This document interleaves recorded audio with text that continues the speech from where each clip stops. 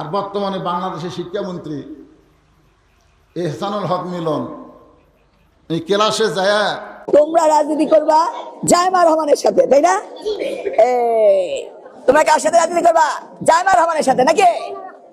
তুমি কার সাথে রাজনীতি করবা বলো? ছাত্রদের বলতেছে প্রধানমন্ত্রী তারেক রহমানের মেয়ের নাম কি?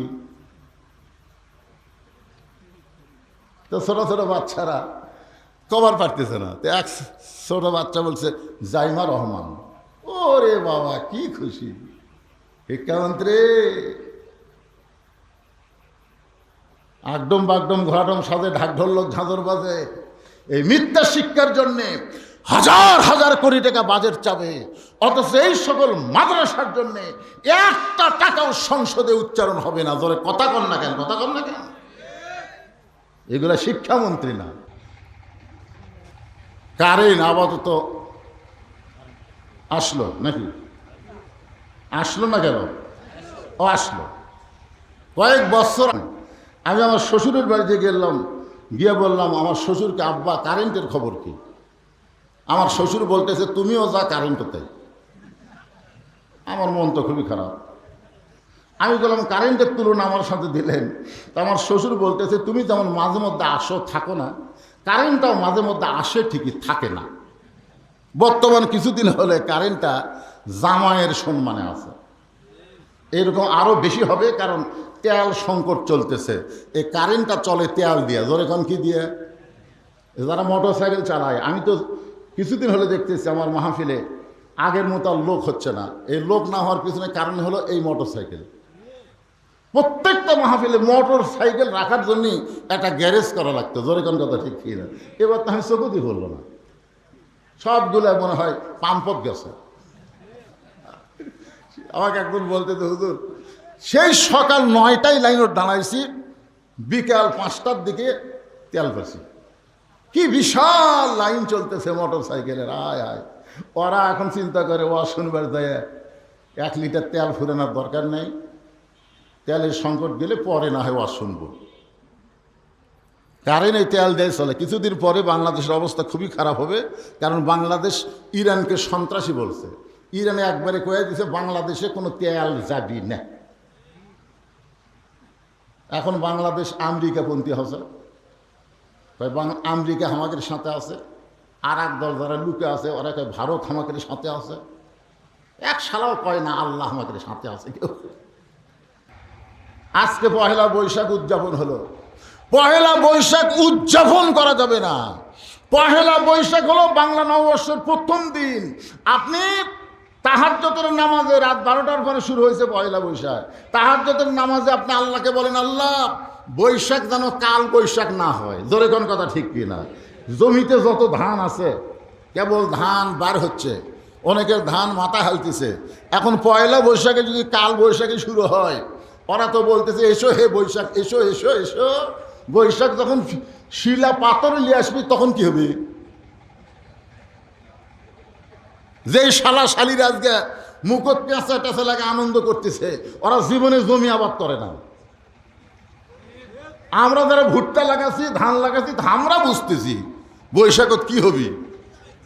তা আমরা দোয়া করতেছি আল্লাহ পহেলা বৈশাখে আসমানি গজব, জমিনের কোনো গজব যেন না আসে, এই দোয়া করে বৈশাখকে বরণ করা লাগবে। জোরে কোন কথা ঠিক কিনা? আর এরা ঢাক ঢোল নাচ গান, হায় হায় হায় হায় রে, পান্তা খাইয়া ইলিশ দিয়ে। হাসরের ময়দানে একজন বান্দাকে আল্লাহ তাআলা মিজানের কাছে নিয়ে যাবেন। কোথায় নিয়ে যাবেন? সেটা কোন বান্দা? বিশ্ব নবীর উম্মত। জোরে কর সুবহানাল্লাহ। মনে করেন আমাদেরকে নিয়ে যাবে, নিয়ে যায় নেকি আর পাপের ওজন হবে। নেকি আর পাপের কি হবে? ওজন হবে। ওজন করে দেখা যাবে নেকি আর পাপ সমান সমান, একেবারে লেভেল পজিশন। আল্লাহ তখন বলবে বান্দা তোর আমল নামায় যদি একটা নেকি বেশি হতো, কয়টা? তাহলে নেকির পাল্লার ওজন বেড়ে যেত, আমি আল্লাহ তোরে জান্নাত দিয়ে দিতাম। কিন্তু এখন তোর নেকি আর পাপ সমান সমান, আমি এখন কি করব? তখন বান্দা বলবে আল্লাহ আপনি ইচ্ছা করলেই জান্নাত দিতে পারবেন, আল্লাহ বলতেছেন আমি ইচ্ছা করলে জান্নাত দিবার পারি, কিন্তু যে জায়গাতে আমি বসেছি এই জায়গা হলো বিচারের জায়গা। যখন কিসের জায়গা? আর বিচারের জায়গায় বসে অবিচার করা যাবে না। আল্লাহ হচ্ছেন সবচাইতে বড় বিচারক। আপনারা বলেন তো, বিচারের জায়গায় বসে অবিচার করা যাবে? একটা নেকি যদি আল্লাহ এমনি এমনি দেয় তাহলে বিচারক হলো? এই জন্য আল্লাহ বলবেন আমি তোমাকে আজকে হাসরের ময়দানে বিশ্ব নবীর উম্মত হওয়ার কারণে সুযোগ দিয়া দিলাম। তুমি কারো কাছ থেকে যদি একটা নেকি এনে নেকির পাল্লায় দিবার পারো, আমি আল্লাহ তোমাকে জান্নাত দিয়া দিব। হাসরের ময়দানে কারোর কাছে থেকে একটা নেকি যদি এনে নেকির পাল্লায় দিতে পারো, আমি আল্লাহ কি দিয়ে দিব? জান্নাত দিয়ে দিব। তখন বান্দা বলতেছে, আল্লাহ তুমি কি মনে করছো আমার কেউ নাই? তুমি কি মনে করছো আমার কেউ নাই? আমার মা আছে, আমার বাবা আছে, আমার ভাই বন্ধু কত কে আছে, একটা নেকি দেরি করে আমি এক বস্তা আনতেছি। হাসরের ময়দানে লোকটা একটা নেকির জন্য সবার কাছে যাবে, মা বাবা ভাই বন্ধু সবার কাছে যাবে, সবাই একই কথাই বলবে, তোকে একটা নেকি দিয়ে যদি আমার নেকি শর্ট পড়ে, তোরটা তো ওজন আছে, কিন্তু আমাকে যদি শর্ট পড়ে, কেউ যখন একটা নেকি দিবে না তখন মনটা ভার করে আল্লাহর সামনে এসে বলবে, আল্লাহ আমি আজকে বুঝতে পারলাম তুমি ছাড়া আমার কেউ নাই। ইয়া আইয়ুহান নাসু তাকু রাব্বাকুম ওয়াখশাউ ইয়াওমান লা ইয়াজজি ওয়ালাদুন আন ওয়ালাদিহি ওয়ালা মাওলুদুন হুয়া জাযিন আন ওয়ালিদিহি শাইয়্যা। জোরে কান আল্লাহু আকবার। আল্লাহ বলেছেন, বান্দা আমি দুনিয়াতে তোকে কোরআনের মধ্যে বলি নাই, আমি তোকে বলি নাই যে তোর আপনজন কেউ নাই, মা বলো বাপ বলো, এইগুলা সব দরদ হচ্ছে দুনিয়ায়। আখেরাতে একমাত্র আল্লাহ ছাড়া কেউ। দেখেন গায়কেরা গান গাইতেছে, মায়ের গান নাই, বাপের গান নাই, বাবায় আনন্দে মাতিয়া সাগরে ভাসাইয়া সেই যে চইলা যায় খবর লয় না, মাজন ধরিয়ায় উদরে কত যত্ন করে, 10 মাস পরে পায় প্রসবের বেদনা, এমন দরদি আখেরাতে না ভবে? ভব মানে কি? ভব মানে দুনিয়া। দেখেন এখানে যদি গায়েব বলতো এমন দরদি আখেরাতে কেউ হবে না, আখেরাতের কথা বলে নাই, বলেছে এমন দরদি ভবে। যত দরদ, বাপের দরদ, মায়ের দরদ, বইয়ের দরদ, সন্তানের দরদ, এই দরদ হচ্ছে দুনিয়ার সাথে সম্পর্কিত, আখেরাতে কেউ কাউরে চিনবে না।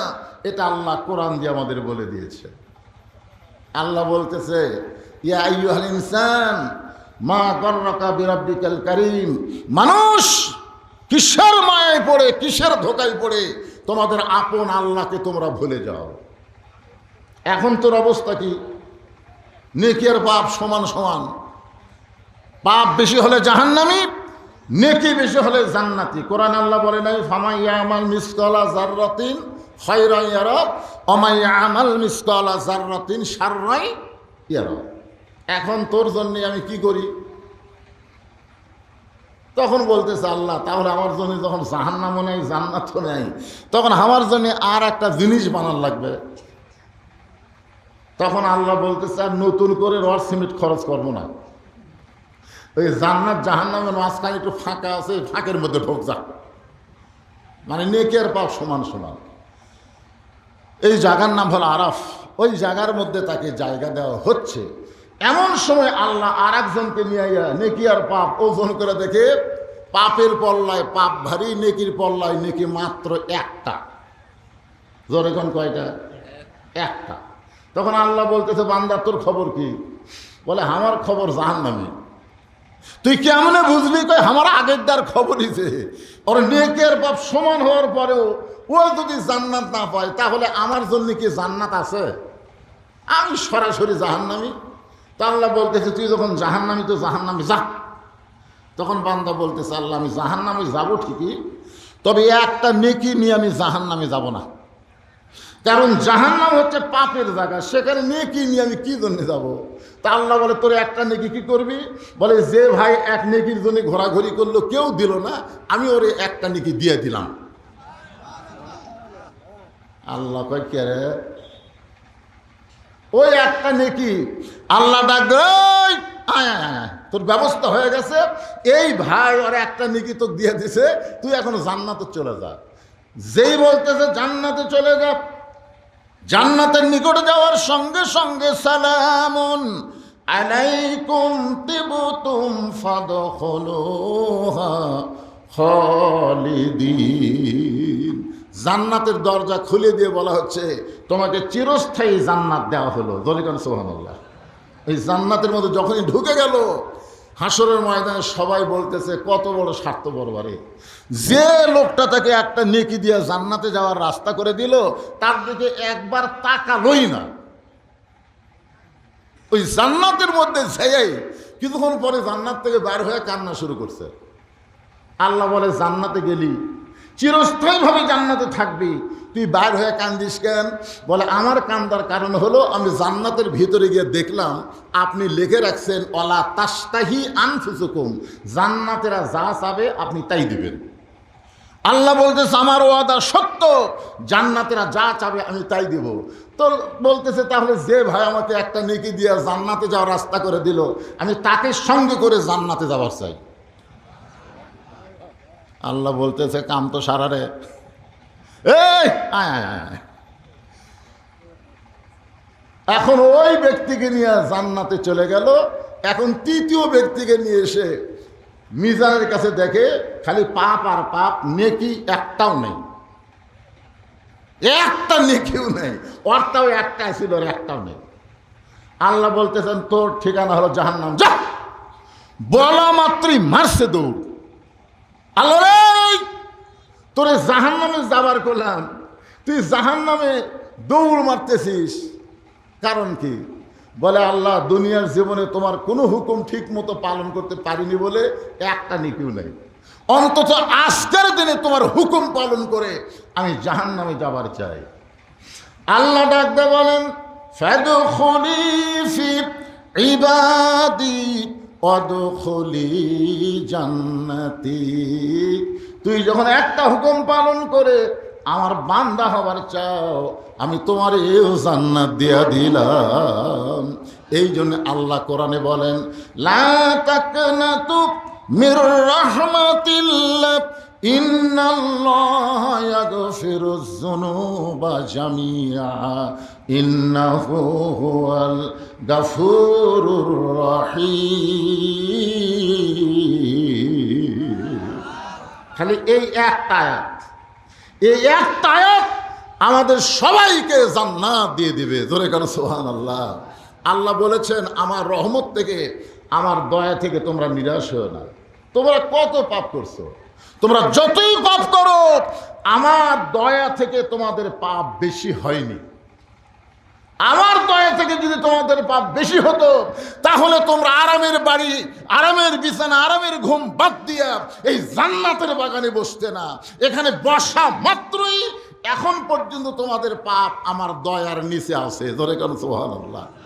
এই জন্য আমার সঙ্গে সকলে একটু বলবেন রহমান ও রহিম নামে যত গুনাহ ঝরে, বান্দারও কি সাধ্য আছে তত গুনাহ করে। আপনারা বলেন আমাদের পাপের চাইতে আল্লাহর দয়া বেশি না কম? কিন্তু শর্ত আছে। সেই শর্তটা হলো আজকে যে আয়াতে কারিমা তেলাওয়াত করলাম এটা খেয়াল করবেন। আল্লাহ বলতেছেন ইয়া আইয়ুহাল্লাযীনা আমানু, মানে আমরা যত বড়ই পাপী হই না কেন আমাদের ঈমানটা যদি ঠিক থাকে, মুসলমানদেরকে না আল্লাহ ঈমানদারকে লক্ষ্য করে বলতেছেন।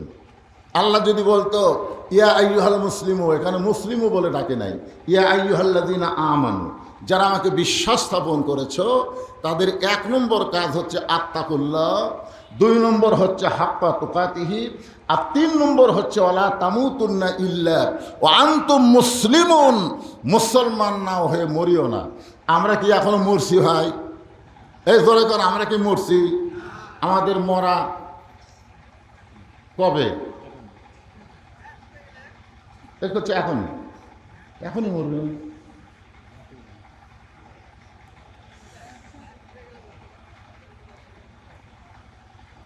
আমরা সবাই মারা যাব, এটা ঠিক, কিন্তু কে কখন মরব এটা আমরা কেউ জানি না। জানি কবে মরব কেউ জানি না। একটা দিনক্ষণ থাকলে আমাকে আল্লাহ যদি একটু জানাতো 2-4 বছর আগে, তাহলে মোটামুটি সাইজ হয়ে মরা যেত। কিন্তু কোনো সময় আল্লাহ দেয়নি, যে কোনো সময় আমাদের মৃত্যু হবে। এই মৃত্যুটা কখন হবে, কিভাবে হবে আমরা কেউ জানি না, কিন্তু আল্লাহ আমাদেরকে বললেন মুসলমান না হয়ে তোমরা মরিও না। মুসলমান হয়ে যদি মরতে পারি, মরার পর থেকে আমাদের আর কোনো টেনশন, কথা কয় না, আর কোনো টেনশন নাই। আল্লাহ বলেছেন আল্লাহ তাখাফ ইন্নাল্লাযীনা ক্বালু রাব্বুনাল্লাহ, নিশ্চয় যারা আল্লাহকে রব বলে স্বীকার করেছে, সুম্মাস্তাকাম, এর প্রতি যারা অটল থেকেছে, আল্লাহকে আল্লাহ বলে স্বীকার করে এর প্রতি যারা অটল থাকলো, আল্লাহ বলেছেন আল্লাহ তাখাফ, তাদের কোনো ভয় নাই, ওয়ালা তাহজান, তাদের কোনো চিন্তা নাই, ও আবশিরু বিল জান্নাহ, এই দুনিয়া থেকে আল্লাহ তাদেরকে জান্নাতের সুসংবাদ দিয়ে দিবে। ধরে কোন সুবহানাল্লাহ। একেবারে সুবহানাল্লাহ কইতে কি কষ্ট হয়? এত বড় কথা যখন আল্লাহ বলতেছে, আর সে আল্লাহর প্রশংসা স্বরূপ সুবহানাল্লাহ, এটা আমরা কেন বলবো না? আল্লাহর 3টা তসবির ব্যাপারে কেউ যদি সামান্যতম অলসতা করে, মৃত্যুর সময় তার জবানে ইমানের কলেমা নসিব হবে না। 4টা তসবিহ, যেরকম কয়টা? একটা হলো সুবহানাল্লাহ, একটা হলো আলহামদুলিল্লাহ, একটা হলো আল্লাহু আকবার, আর একটা হলো লা ইলাহা ইল্লাল্লাহ। এই 4টা তসবিহ সব সময় অলসতা করা যাবে না। যখন যেটা বলা লাগবে সেটা বলবেন। আমার এক দাদা ছিল, মানুষ মারা গেলেই কয় আলহামদুলিল্লাহ। তা আমি তখন খুব ছোট, দাদারে কইলাম, দাদা মানুষ মরে গেলে ইন্নালিল্লাহ খাওয়া লাগে, আপনি আলহামদুলিল্লাহ করেন না কেন? কই মানুষ মরলে আমি দাওয়াত পাই ভাই। আজ মাস 2 হলে একটা মানুষও মরে নাই, তো মরার খবর শুনে খুশি হয়ে আলহামদুলিল্লাহ করছি। আপনারা কোন তো মানুষ মরার পরে আপনারা আলহামদুলিল্লাহ কন না ইন্নালিল্লাহ কন? কি কন? এটাও কিন্তু আল্লাহর তসবিহ, ইন্না লিল্লাহি ওয়া ইন্না ইলাইহি রাজিউন। এখন আসেন, আমরা সবাই মারা যাব, কে কোন মরবো আমরা কেউ জানি না।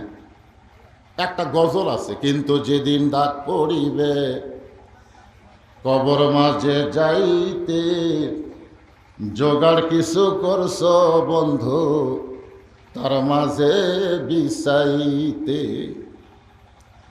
আব্দুল কাদের জিলানী রহমতুল্লাহ আলাইহি জান্নাতুল বাকি জিয়ারত করতেছেন।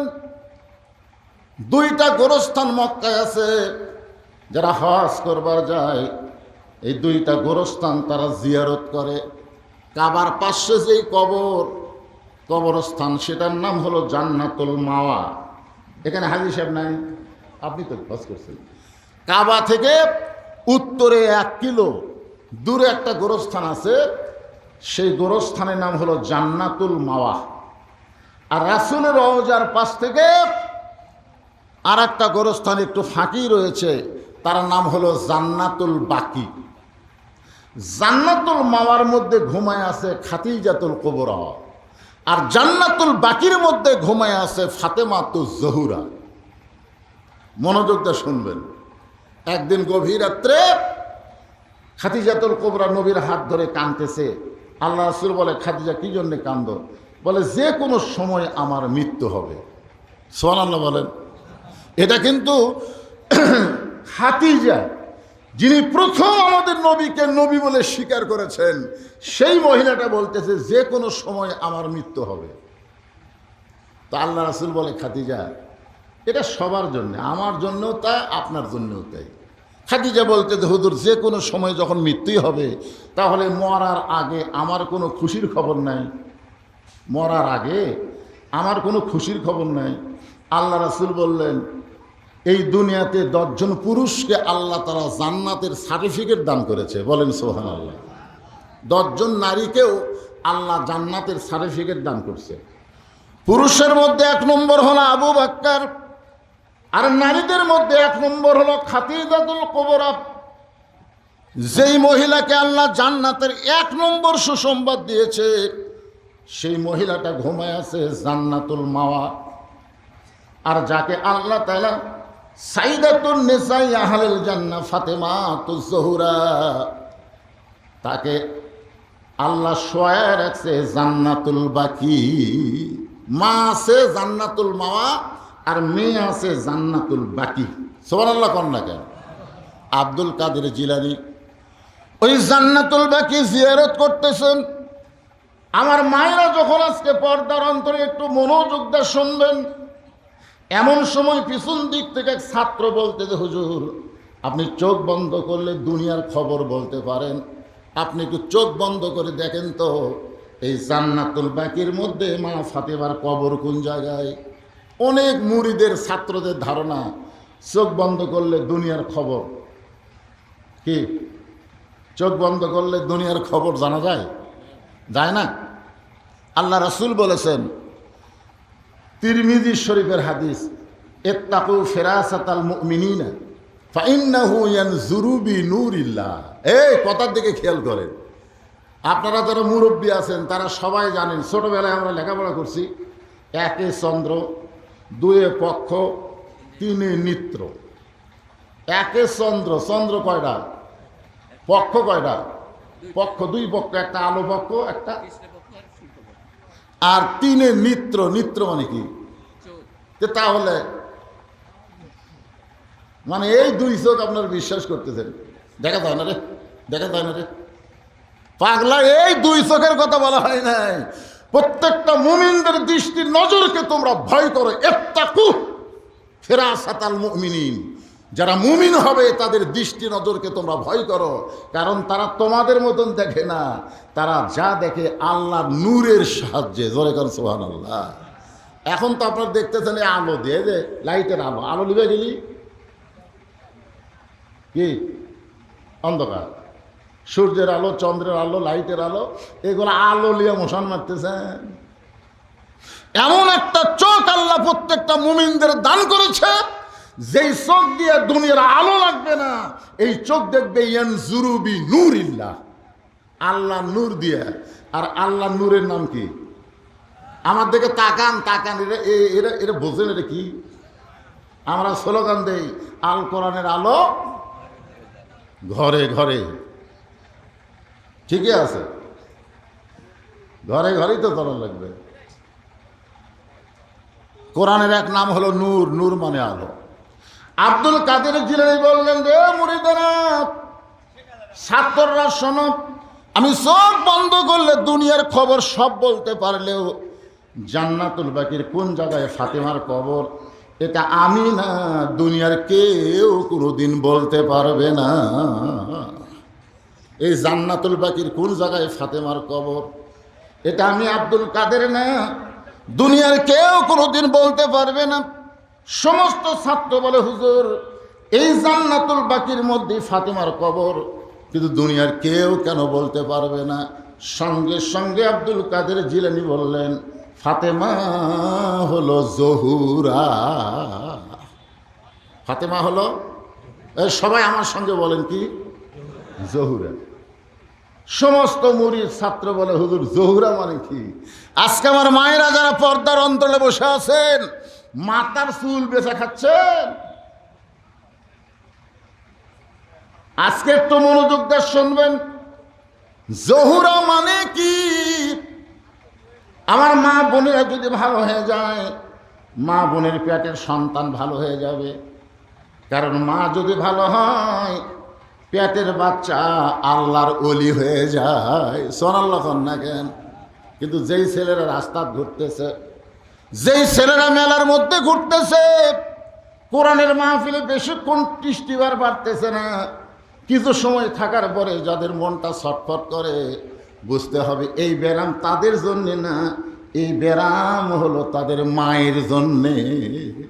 একজন নেপোলিয়ন বলেছে, তোমরা যদি ভালো একটা সন্তান চাও তাহলে ভালো একটা মায়ের দরকার। ধরে কোন কিসের দরকার? না বাপের দরকার? বাপ কি করে? বাপের কাজ কি?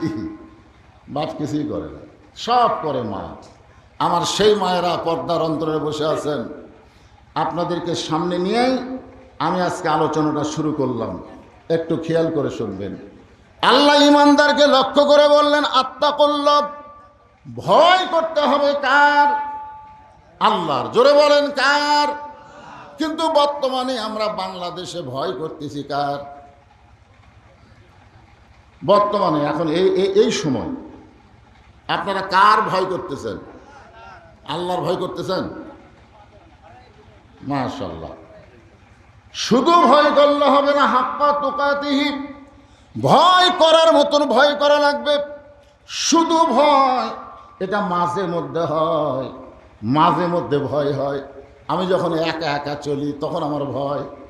মনে করেন আপনি এই গ্রামের নাম কি? লালুয়া। আপনাদের এই সুটকি গাছে এসে, আপনি ঢাকা থেকে এসে সুটকি গাছা পর্যন্ত একটা গাড়ি আপনাকে নিয়ে আইছে অনেক অনুরোধের পরে। এখন সুটকি গাছা থেকে লালু আসবেন, আপনি দেখতেছেন কেরে ভ্যান, অটো ভ্যান, রিক্সা, ভুটভুটি, কেউ নেই। আপনি চিন্তায় পড়ে গেলেন যে কোনো গাড়ি নাই, কেউ নাই, তাহলে আমি একলা একলা বাড়িতে কেমনে যাই? তখন আপনার ইমান বলতেছে, পাগলা, যখন তোর কেউ নাই তখন তোর আল্লাহ আছে রে। কে আছে? কল আল্লাহ আছে না নাই? যখন তোমার কেউ ছিল না তখন ছিলাম আমি, আবার যখন তোমার কেউ থাকবে না তখন রব আমি। সুবহানাল্লাহ। এখন ওই জায়গা থেকে আপনি একলা একলা আসতেছেন। আপনি কি রবীন্দ্রসঙ্গীত করবেন? একলা একলা। আপনি কি নজরুল গীতি করবেন? আপনি কি পহেলা বৈশাখের গান গাবেন? আপনি তখন কি বলবেন? আল্লাহ আল্লাহ আল্লাহ লা ইলাহা ইল্লাল্লাহ লা ইলাহা ইল্লাল্লাহ, আয়াতুল কুরসি, যত দোয়া আছে খালি পড়তেছেন, আসতেছেন আর ভাবতেছেন আমার সাথে আল্লাহ আছে রে, আমার কাকু লাগবে না। আল্লাহর সাথে থাকলে কিসের চিন্তা?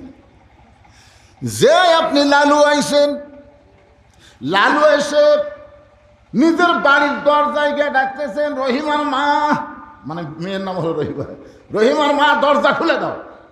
যেই রহিমার দরজা খুলে দিছে, আপনি ঘরের মধ্যে পা দিয়েই বলতেছেন, বাঁচলাম রে, বাঁচলাম রে, বাঁচলাম রে।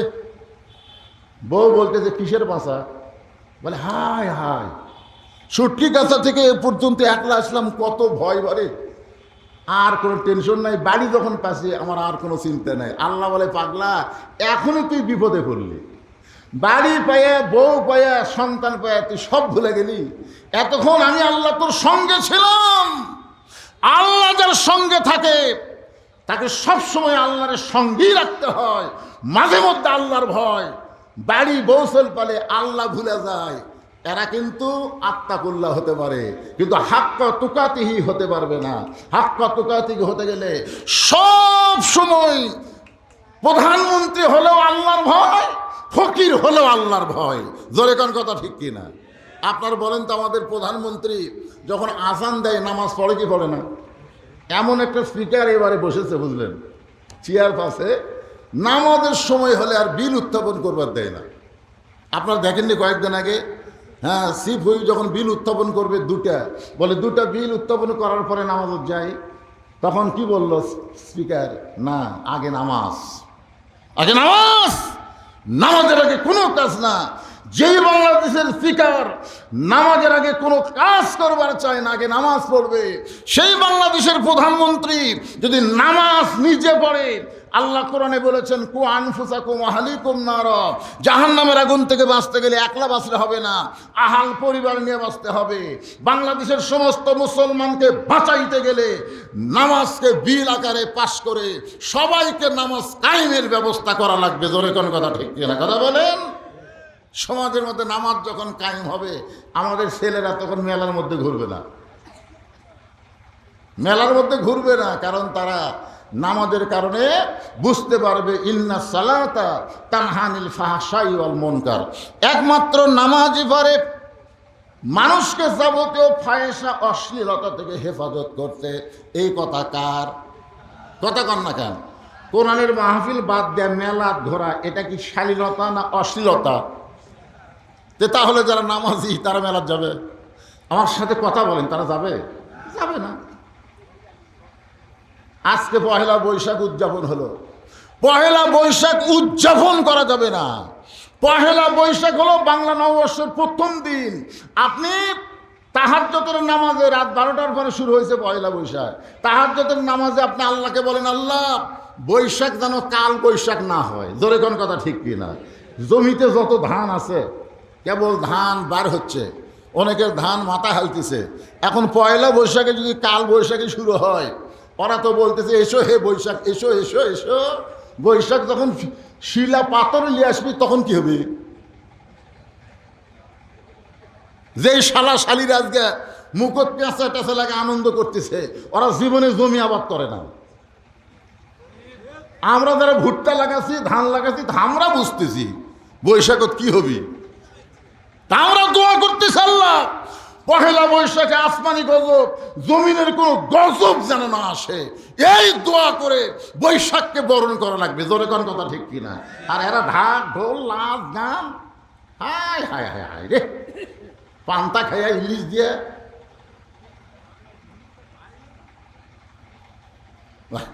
কি মনে করতেছেন? হাক্কা তুকাতিহি। এরপরের কথা হলো ওয়ালা তামুতুন্না ইল্লা ওয়া আনতুম মুসলিমুন। এইটা বুঝাইবার গিয়া সমস্ত মুরিদ ছাত্র বলে, হুজুর তাহলে জহুরা মানে কি? জহুরা মানে কি? এটা আমাদের জন্য না হলো আমাদের মা বোনদের জন্যে, তবে আমাদের জন্য শোনা দরকার। এই কারণে শোনেন, আমি যত বড়ই হুজুর হই, আমার বউ যদি ভালো না হয়, আমি বাড়ির যাই আর শান্তি পাবো? মরদ মানুষের শান্তির জায়গা কোথায়? কথা কন না কেন? শান্তির জায়গায় বইয়ের কাছে নয়, বাড়ি বাড়ি। একটা বাড়ি গোটা নষ্ট হয়ে যায় একটা বইয়ের কারণে। একটা বইয়ের কারণে গোটা বাড়ি নষ্ট হয়ে যায়। বউটা যদি ভালো হয়, আপনার বউ যদি ভালো হয়, বইয়ের বেডের সন্তানও ভালো হবে, আপনি বাড়িতে যায় জান্নাতের একটা প্রশান্তি পাবেন। জোরে কান সুবহানাল্লাহ। আব্দুল কাদের জিলানী বলতেছেন, জহুরা মানে যদি শুনতে চাও তাহলে শোনো। কারেন্ট আপাতত আসলো নাকি? আসলো না কেন?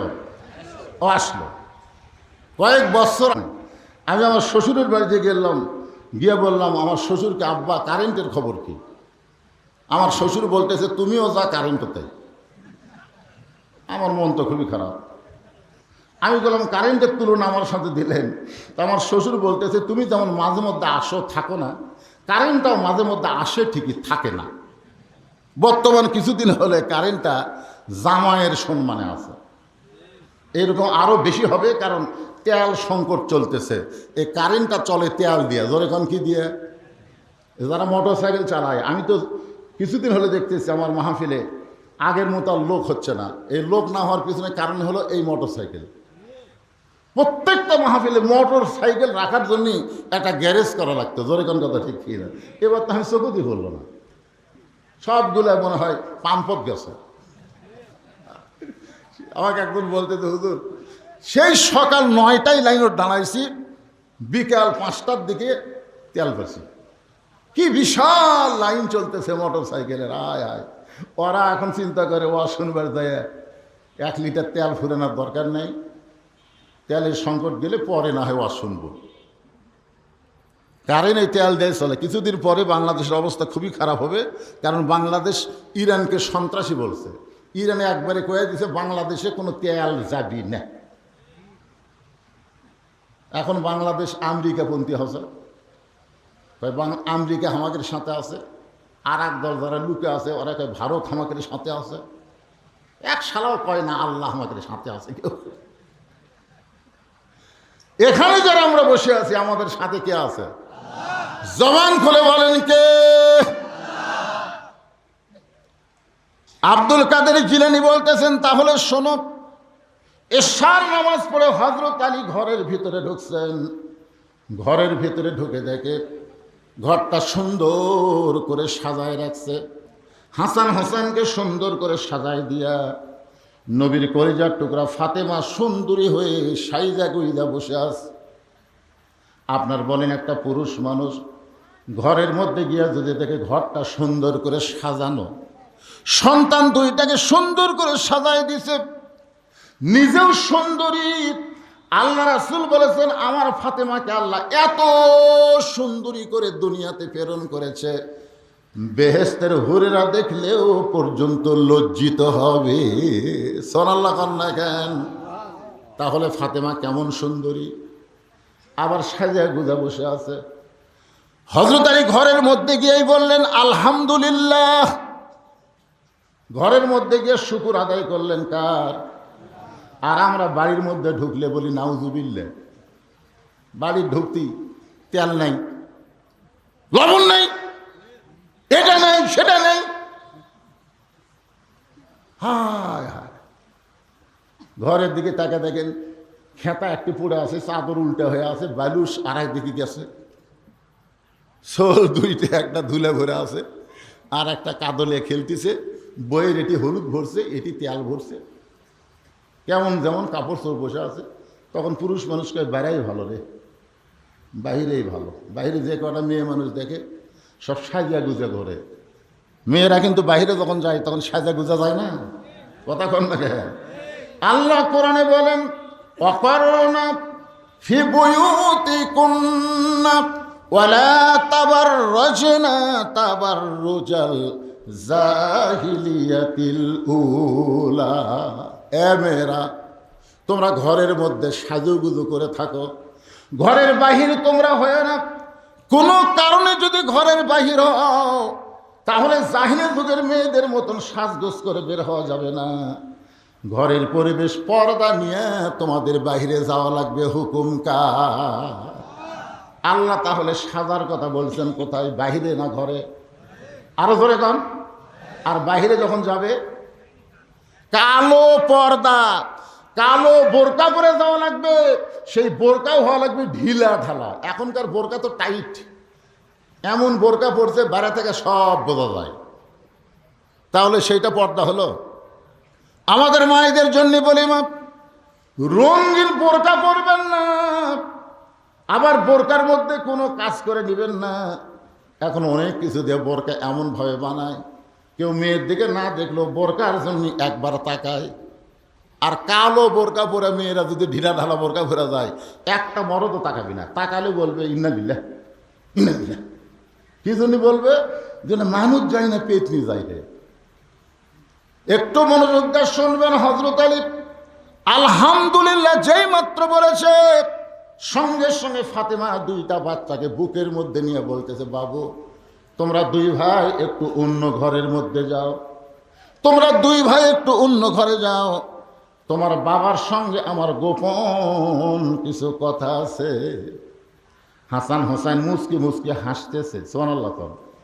মা যখন বলেছে তোমরা দুই ভাই একটু অন্য ঘরে যাও, তোমার বাবার সঙ্গে আমার গোপন কিছু গল্প আছে, তখন হাসান হোসেন মুসকি মুসকি হাসার কারণ হলো তারা বুঝবার পারছে মা যখন সাজা গুজা বসে আছে আর আমাদেরকে যখন অন্য ঘর বের করে দেয়, ওরা বুঝবার পারছে বাপ মায়ের মধ্যে কিছু একটা কি। এই জন্যে রাসূল বলেছে তোমাদের বাচ্চার বয়স যদি 2.5 বছর হয়, কয় বছর? কথাটা খেয়াল করে শুনবেন। তোমাদের বাচ্চার বয়স যদি 2.5 বছর হয়, ওই বাচ্চার সামনে ভুল করে হলেও বোক যেন আদর করো না, ভুল করেও যেন বোক আদর করো না। কারণ 2.5 বছর বয়সের বাচ্চা খালি দেখে না, বুঝলেন, এটি আবার লোড করবার পারে। আপনি যদি বউকে চাপা ধরেন, ওই বাইরে এসে কাকু বলবি আব্বা তাই মাছ চাপা ধরছিল রে, আব্বা তাই মাছ চাপা ধরছিল। নিজের জন্ম দেওয়া 2.5 বছর বাচ্চার সামনে যদি নিজের হালাল বউকে আদর করা না যায়, আজকে যারা প্রেম প্রীতি রাস্তাঘাটে পার্কে করতেছে, হায় হায়, ওরা কি দুনিয়ার সবাই মানুষ দেখতেছে। চিন্তা করে কথাটা খুব খেয়াল করবেন। নিজের বউকে আদর করা যাবে না সন্তানের সামনে। সন্তান ঘুমাইলে আদর করবেন, কিংবা সন্তানকে অন্য ঘরে পাঠিয়ে দিবেন। যেমন ফাতেমা বলতেছে বাবু তোমরা দুই ভাই অন্য ঘরে যাও, তোমার বাবার সঙ্গে আমার গোপন কিছু গল্প আছে। হাসান হোসেন দুই ভাই যখন অন্য ঘরে গেছে, এমন সময় ফাতেমা দরজা বন্ধ করেছে।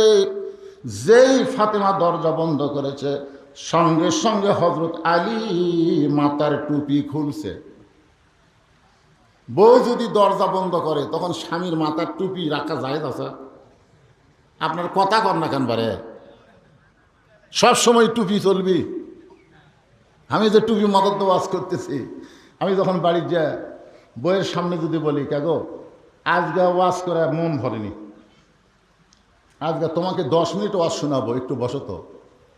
এই কথা যদি বউকে আমি বলি, বউ বলে টুপি যদি আপনি না খোলেন আমি খুলে দিচ্ছি। ইয়ার কি বাদ দেন, ইয়ার কি বাদ দেন। জনগণ আপনাকে চিনে না তাই হুজুর কয়, কিন্তু আমি মালটা চিনি না। হুজুর এতই সোজা, টুপি খোলেন। এই সম্পর্কে আল্লাহ কোরআনে বলেছেন, হুন্না লিবাসুল লাকুম ওয়া আনতুম লিবাসুল লাহুন্না। নবী আমার ঘরের মধ্যে বসে আছেন, এমন সময় উম্মাহাতুল মুমিনিন আমাদের মা আয়েশা ঘরের মধ্যে ঢুকছে। নবী ঘরের মধ্যে বসে আছেন, আমাদের মা, জোরে কন উম্মাহাতুল মুমিনিন মানে কি আমাদের? এই সবাই বলেন আয়েশা আমাদেরকে, আরো জোরে বলেন। এটা কোরআনের কথা, বোঝেন? উম্মাহাতুল মুমিনিন আয়েশা ঘরের মধ্যে ঢুকছে, সঙ্গে সঙ্গে নবী আমার দাঁড়িয়ে গেলেন। নবী দাঁড়িয়ে গিয়ে দরজা জানলা বন্ধ করে দিলেন। মা আয়েশা থরথর করে কাঁপতেছে। আল্লাহ রাসূল বলে, আয়েশা কি জন্য কাঁপতেছ? বলে, আপনার জুতার পরশে আল্লাহর আরশ ধন্য হয়ে গেছে। হুজুর যদি কোনো বেয়াদবি হয়ে যায় এই জন্য আমার শরীর কাঁপতেছে। রাসূল বলে, আয়েশা একজন নবীর জুতার পরশে আল্লাহর আরশ ধন্য হয়েছে, একজন নবীর। আয়েশা বলে, হুজুর আপনি তো সেই নবী। আল্লাহ নবী বললেন, আমি সেই নবী ছিলাম যতক্ষণ দরজা খোলা ছিল। যেই দরজা জানলা বন্ধ করেছি আমি আর নবী না, আমি হলাম স্বামী আর তুমি আমার বিবি। জোরে কার সুবহানাল্লাহ। যতক্ষণ দরজা জানলা খোলা ছিল ততক্ষণ কি ছিলাম? নবী ছিলাম। দরজা জানলা বন্ধ হচ্ছে, কিসের নবী? আরো নবী। আমি হলাম স্বামী, তুমি আমার বিবি। এই কথা বলে নবী যখন হাত বাড়াইছে, মা আয়েশা দৌড়ে এসে নবীর বুকের মধ্যে মাথা ঢুকায় বলতেছে, আল্লাহ, আমার নবী শুধু বিশ্ব নবী নয়, আমার নবী হলেন পৃথিবীর 1 নম্বর স্বামী। জোরে কান সুবহানাল্লাহ। সঙ্গে সঙ্গে নবী আমার এই ডান হাত কেনা আয়েশার পিঠের উপর একটা চাপ দিছে। বুকের মধ্যে নিয়ে কি করছে? আমার কথা বুঝতেছেন না? বুকের মধ্যে নিয়ে এই ডান হাতটা পিঠের উপর একটা চাপ দিছে। যেই চাপ মারছে আল্লাহ বলে, জিব্রাইল যাও যাও, দেরি করো না, কোরআনের আয়াত না নবীর কাছে যাও।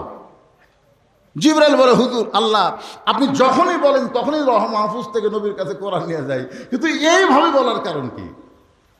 আল্লাহ বললেন, জিব্রাইল নবী ঘরের মধ্যে এমন আমল করতেছে যে আমলের কারণে আমি আল্লাহর আরশ পর্যন্ত খুশি হয়ে গেছে। জোরে কোন সুবহানাল্লাহ। আপনারা বলেন তো, নবী ঘরের মধ্যে কি জিকির করতেছে? নামাজ পড়তেছে, কোরআন শরীফ পড়তেছে। নিজের বউকে বুকের মধ্যে চাপে ধরাতে আল্লাহর আরশ খুশি হয়ে যায়। আপনি কয়দিন আপনার বউ বুকের মধ্যে চাপে ধরছেন? কয়দিন? কথা কন না কেন, কথা কন না কেন?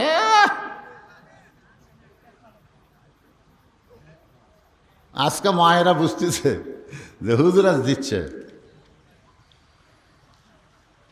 সরাসরি আল্লাহর কোরআনের আয়াত নাজিল হয়ে যাচ্ছে। ফেরেশতা জিবরাইল এসে, আসসালামু আলাইকা ইয়া রাসূলুল্লাহ। সঙ্গে সঙ্গে নবী চমকে উঠছে। আয়েশা বলে, হুজুর আপনি চমকে উঠলেন কেন? বলে, জিবরাইল আছে। আয়েশা বলে, কেবল আরাম করতেছি আপনার বুকের মধ্যে, আল্লাহ কাম পাইল না, এখন পাঠালো জিবরাইল। সঙ্গে সঙ্গে নেই বলে, আয়েশা আল্লাহ যখন পাঠাইছে অবশ্যই ভালো খবর আছে। সরাল্লাহ না কেন? জিবরাইল কি জন্য আইছো?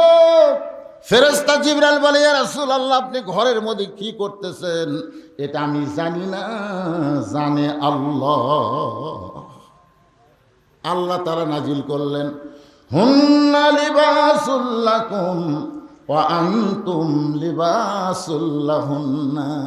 স্বামী হলো বিবির পোশাক, বিবি হলো স্বামীর পোশাক। জোরে কান সুবহানাল্লাহ। হযরত আলী মাথার টুপি খুলেছেন। ফাতেমা, দরজা বন্ধ যখন করেছো তাহলে আর দেরি করো না।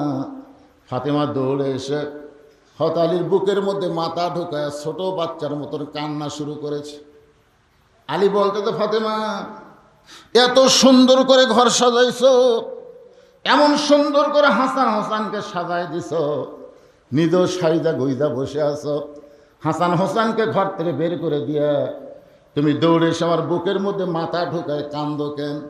ফাতেমা বলে, স্বামী গো, আর কোনোদিন ঘর সাজাতে পারবো না, আর কোনোদিন হাসান হোসেনকে সাজাই দিবার পারবো না, আর কোনোদিন সাইদা গুইদা আপনার সামনে দাঁড়াবার পারবো না, কারণ আজকে গভীর রাত্রে ফাতেমার মৃত্যু হবে। যেই মাত্র কইছে গভীর রাত্রে ফাতেমার মৃত্যু হবে, গাছের গোড়া কাটলে গাছটা যেমন পড়ে যায়, হযরত আলী তেমনি পড়ে গেলেন ঘরের মাঝায়। ফাতেমা দুই হাতে চোখের পানি মুছে মুসকি মুসকি হাসে। সুবহানাল্লাহ। যেই ফাতেমা স্বামীর বুকের মধ্যে কাঁদতেছে, সেই ফাতেমা চোখের পানি মুছে মুসকি মুসকি হাসে। পড়ে যাওয়া স্বামীর মাথাটা উরাতের উপরে নিয়ে কপালে একটা চুমো দিয়ে বলেন, স্বামী গো, এমন করে আপনি কাঁদবেন না, কারণ আমি বাবার মুখে শুনেছি আল্লাহ তাআলা আপনাকে স্পেশাল 2টা ডিগ্রি দিয়েছে, যেই ডিগ্রি কিয়ামত পর্যন্ত দুনিয়ার কোনো মানুষকে দেওয়া হবে না। সুবহানাল্লাহ কর না কেন? আল্লাহ নবী বলেছেন, ফাতেমা গরিবের ঘরে সংসার করিস, তোকে বিয়ে দেওয়ার পরে তুই কোনোদিন শান্তি পাস নাই, আমি জানি রে। সকালবেলা খাবার পেলে বিকালবেলা খাবার থাকে না, কোনোদিন রাতে খাবার জুটলে পরের দিন তোর বাড়িতে খাবার থাকে না। বহু ধনী ধনী যুবক তোমাকে বিয়ে করতে চাইছিল মা, আমি নবীও দিবার চাইছিলাম, কিন্তু আল্লাহ ঘটকালি করে ওই আলীর সঙ্গে তোমার বিয়ে হলো। কারণ আলী হচ্ছে আমার আপন চাচাতো ভাই। আবু তালেব যিনি নবীকে লালন পালন করেছেন, তারই ছেলের নাম হলো হযরত আলী। ধরে খান সুবহানাল্লাহ।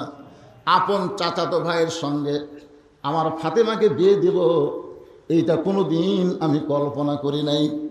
কিন্তু আল্লাহ যখন ঘটকালি করল, 2টা ডিগ্রির কারণে, একটা ডিগ্রি হলো আনা মাদিনাতুল ইলম ওয়া আলিউ বাবুহা, আর একটা ডিগ্রি হলো আলী ওয়াসাদুল্লাহিল গালিব। আলহামদুলিল্লাহ বলে। একটা ডিগ্রি হলো পৃথিবীতে আলীর মতন জ্ঞানী ব্যক্তি আর কেউ আসবে না। আল্লাহ নবী যখন মদিনার রাষ্ট্রনায়ক ছিলেন, নবী যখন মদিনার রাষ্ট্রনায়ক ছিলেন, ওই সময় আলী হয়েছিলেন শিক্ষামন্ত্রী। সুবহানাল্লাহ। আবু বকর রাদিয়াল্লাহু যখন মদিনার খলিফা ছিলেন, ওই সময় শিক্ষামন্ত্রী হচ্ছেন হযরত আলী। উমর ফারুক যখন মদিনার খলিফা ছিলেন, ওই সময় শিক্ষামন্ত্রী হলেন হযরত আলী। ওসমান গনি যখন মদিনার খলিফা ছিলেন, ওই সময় শিক্ষামন্ত্রী হচ্ছেন হযরত আলী। তার মানে কি বুঝতেছেন? আলী শিক্ষামন্ত্রী থেকে পাল্টে না। আর বর্তমানে বাংলাদেশের শিক্ষামন্ত্রী এহসানুল হক মিলন এই ক্লাসে যায় ছাত্রদের বলতেছে, প্রধানমন্ত্রী তারেক রহমানের মেয়ের নাম কি? তো ছোট ছোট বাচ্চারা কভার পারতেছে না, তো এক ছোট বাচ্চা বলছে জাইমা রহমান। ওরে বাবা, কি খুশি! শিক্ষামন্ত্রী আগডম বাগডম ঘোড়াডম সাজে, ঢাক ঢোলক ঝাঁঝর বাজে। এই মিথ্যা শিক্ষার জন্যে হাজার হাজার কোটি টাকা বাজেট চাবে, অথচ এই সকল মাদ্রাসার জন্যে 1টা টাকাও সংসদে উচ্চারণ হবে না। জোরে কথা কন না কেন? কথা কন না কেন? এগুলা শিক্ষামন্ত্রী না, এদের মধ্যে কোনো শিক্ষার আলো নাই। আসল শিক্ষা কি? জোরে বলে। এটা কারা বিশ্বাস করেন? 2 হাত তুলে আল্লাহকে একটু দেখান তো দেখি। লিল্লাহে তাকবীর। হাত নামান, হাত নামান। আল্লাহ রাসূল বলেছেন, খায়রুকুম মান তাআল্লামাল কুরআন ওয়া আল্লামা। ওই ব্যক্তির চাইতে দামি সম্মানী কোনো ব্যক্তি নাই যে ব্যক্তি কোরআন শিখেছে এবং কোরআন শিক্ষা দেয়। আপনারা যারা এখানে বসেছেন সবাই হাত তুললেন, আমরা কোরআনের পক্ষে। প্রত্যেক মাহফিলে ওয়াজের শেষে গিয়ে আমি গামছার কালেকশন দিই, কিন্তু আজকে ওয়াজের শুরুতেই দিলাম 5 মিনিট। কয় মিনিট? 5 মিনিট আপনাদের কাছে গামছার রুমাল যাবে। এই কোরআনকে যারা ভালোবেসে হাত তুলেছেন তারা 10, 20, 50, 100 যা পারেন দিবেন, তারপরে এক টানা যেই কয় ঘন্টা শুনবেন চলতেই থাকবে। অসুবিধা আছে? এই জন্য আপনাদের কাছে এই ব্যাগালার কোথায় রে ব্যাগালা, মা বোনদের কাছে বিশ্বস্ত লোক যাবেন, টাকা লিয়া দেন অন্য সাইড না মারে। হ্যাঁ লিয়াচ্ছেন আগে কখন গেল না? মা বোনদের কেমন ওয়াজ আসতেছে জহুরে, আগেই টাকা লিয়াচ্ছে। মা বোনদের জহুরের ফ্যাক্টরি খুলে দিলে 24,000 দিবি না পাগলা? আজকে ওয়াজই হচ্ছে মা বোনের সামনে নিয়ে। আপনাকে চাইতে ওরা বেশি, ওরা আপত্তি করছে। গত বছর হুজুর আমাকে ফাঁকি দিছে।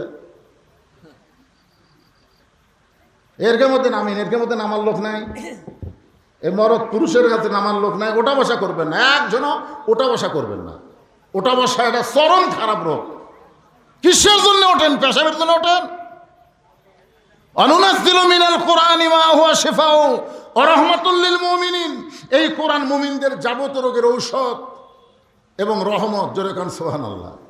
কোরআনকে মহব্বত করে পেশাব লাগলেও যদি না ওঠেন, এই কোরআনের উসিলায় পেশাব জাতীয় যত ব্যারাম আছে আল্লাহ ভালো করে দিবেন।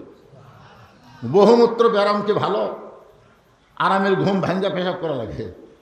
শেষে কোরআনের গোয়ার দয় এমন হবে পলিথিন দিয়ে ঘুম পায়। এই পুচকা আবার উঠছে কেরা? হ্যাঁ যান, ব্যাগলা নামে না কে ভাই? নামবা বলা মাত্রই এটা কি টাইম দেওয়া তবে? তাই টাইম দিলে জনগণ মনে করবে হুজুরের ওয়াজ শেষ করলো। চাদর নাই, ব্যাগ নাই, কিছুই নাই।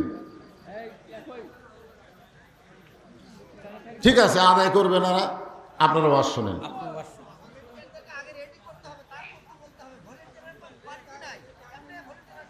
বাড়ির নাই? ওরা আমাকে বলছে হুজুর আজকে ওয়াজের শুরুতে একটু আদায় করে দিবেন। নাই, ওরা এখন নাই তো কি করবেন? সবাই একটু জিকির করে ওয়াজ শোনেন। একটু জিকির করেন লা ইলাহা লা ইলাহা। জিকির করতে অলসতা করবেন না। লা ইলাহা ইল্লাল্লাহ লা ইলাহা। যার দিলে আছে আমার আল্লাহর ভয়। কার ভয়? যার মনে আছে আল্লাহর ভয়। আল্লাহ আল্লাহ সব সময়। আহারানিদের ভালো লাগে না এই দুনিয়া, ভালো লাগে না, ভালো লাগে শুধু আল্লাহ। এই শোনেন, ও যাক মুরব্বী উঠছে, আপনি না দেন না দেন বসে থাকেন। টাকা সবাইকে দেওয়া লাগবে না? এটা কি ফরজ? যদি আপনার না থাকে আপনি দিবেন, তাই বলে উঠবেন কেন? ওটা চলবে না তো। আর দিবার তো পারবেনি কি? 10টা টাকাও কি আপনাদের পকেটে নাই? হতে পারে এই টাকা আপনার জীবনের শেষ দান। যারা এখান থেকে বাড়ি যাওয়ারই গ্যারান্টি দিবার পারলেন না, কে কখন মরবো আমরা কেউ জানি না, তাহলে কিসের জন্য ভাই? এটা আল্লাহর হচ্ছে সবাই দিবেন। ব্যাগ না ঢুকছে যখন একটু জিকির করেন লা ইলাহা লা ইলাহা ইল্লাল্লাহু মুহাম্মাদুর রাসূলুল্লাহ। ফাতেমা 2 হাত দিয়ে চোখের পানি মুছে মুচকি মুচকি হেসে স্বামীর মাথা এখানে উরাতের উপরে নিয়ে কপালে একটা চুমু দিয়ে বলতেছে, আমি বাবার মুখে শুনেছি আল্লাহ আপনাকে 2টা ডিগ্রি দিয়েছে। 1 নম্বর ডিগ্রি হলো আপনি হলেন পৃথিবীর সবচাইতে বড় জ্ঞানী। 2 নম্বর ডিগ্রি হলো আপনি হলেন পৃথিবীর সবচাইতে বড় বীর। জোরে কান সুবহানাল্লাহ। আপনারা বলেন তো হযরত আলী কেমন বীর ছিল? হযরত আলী যে আসাদুল্লাহিল গালিব ডিগ্রি পেল, এইটা এমনি এমনি পাশা? কারণ এমনি এমনি কামুজ দুর্গের দরজা হেঁচকা টান মারছে। যেই দরজা লাগাতে 100 জন লোক লাগে, দরজা খুলতে 100 জন লোক লাগে, এমন একটা দুর্গের দরজা। সেই দরজা খালি বাম হাত দিয়ে মারছে টান।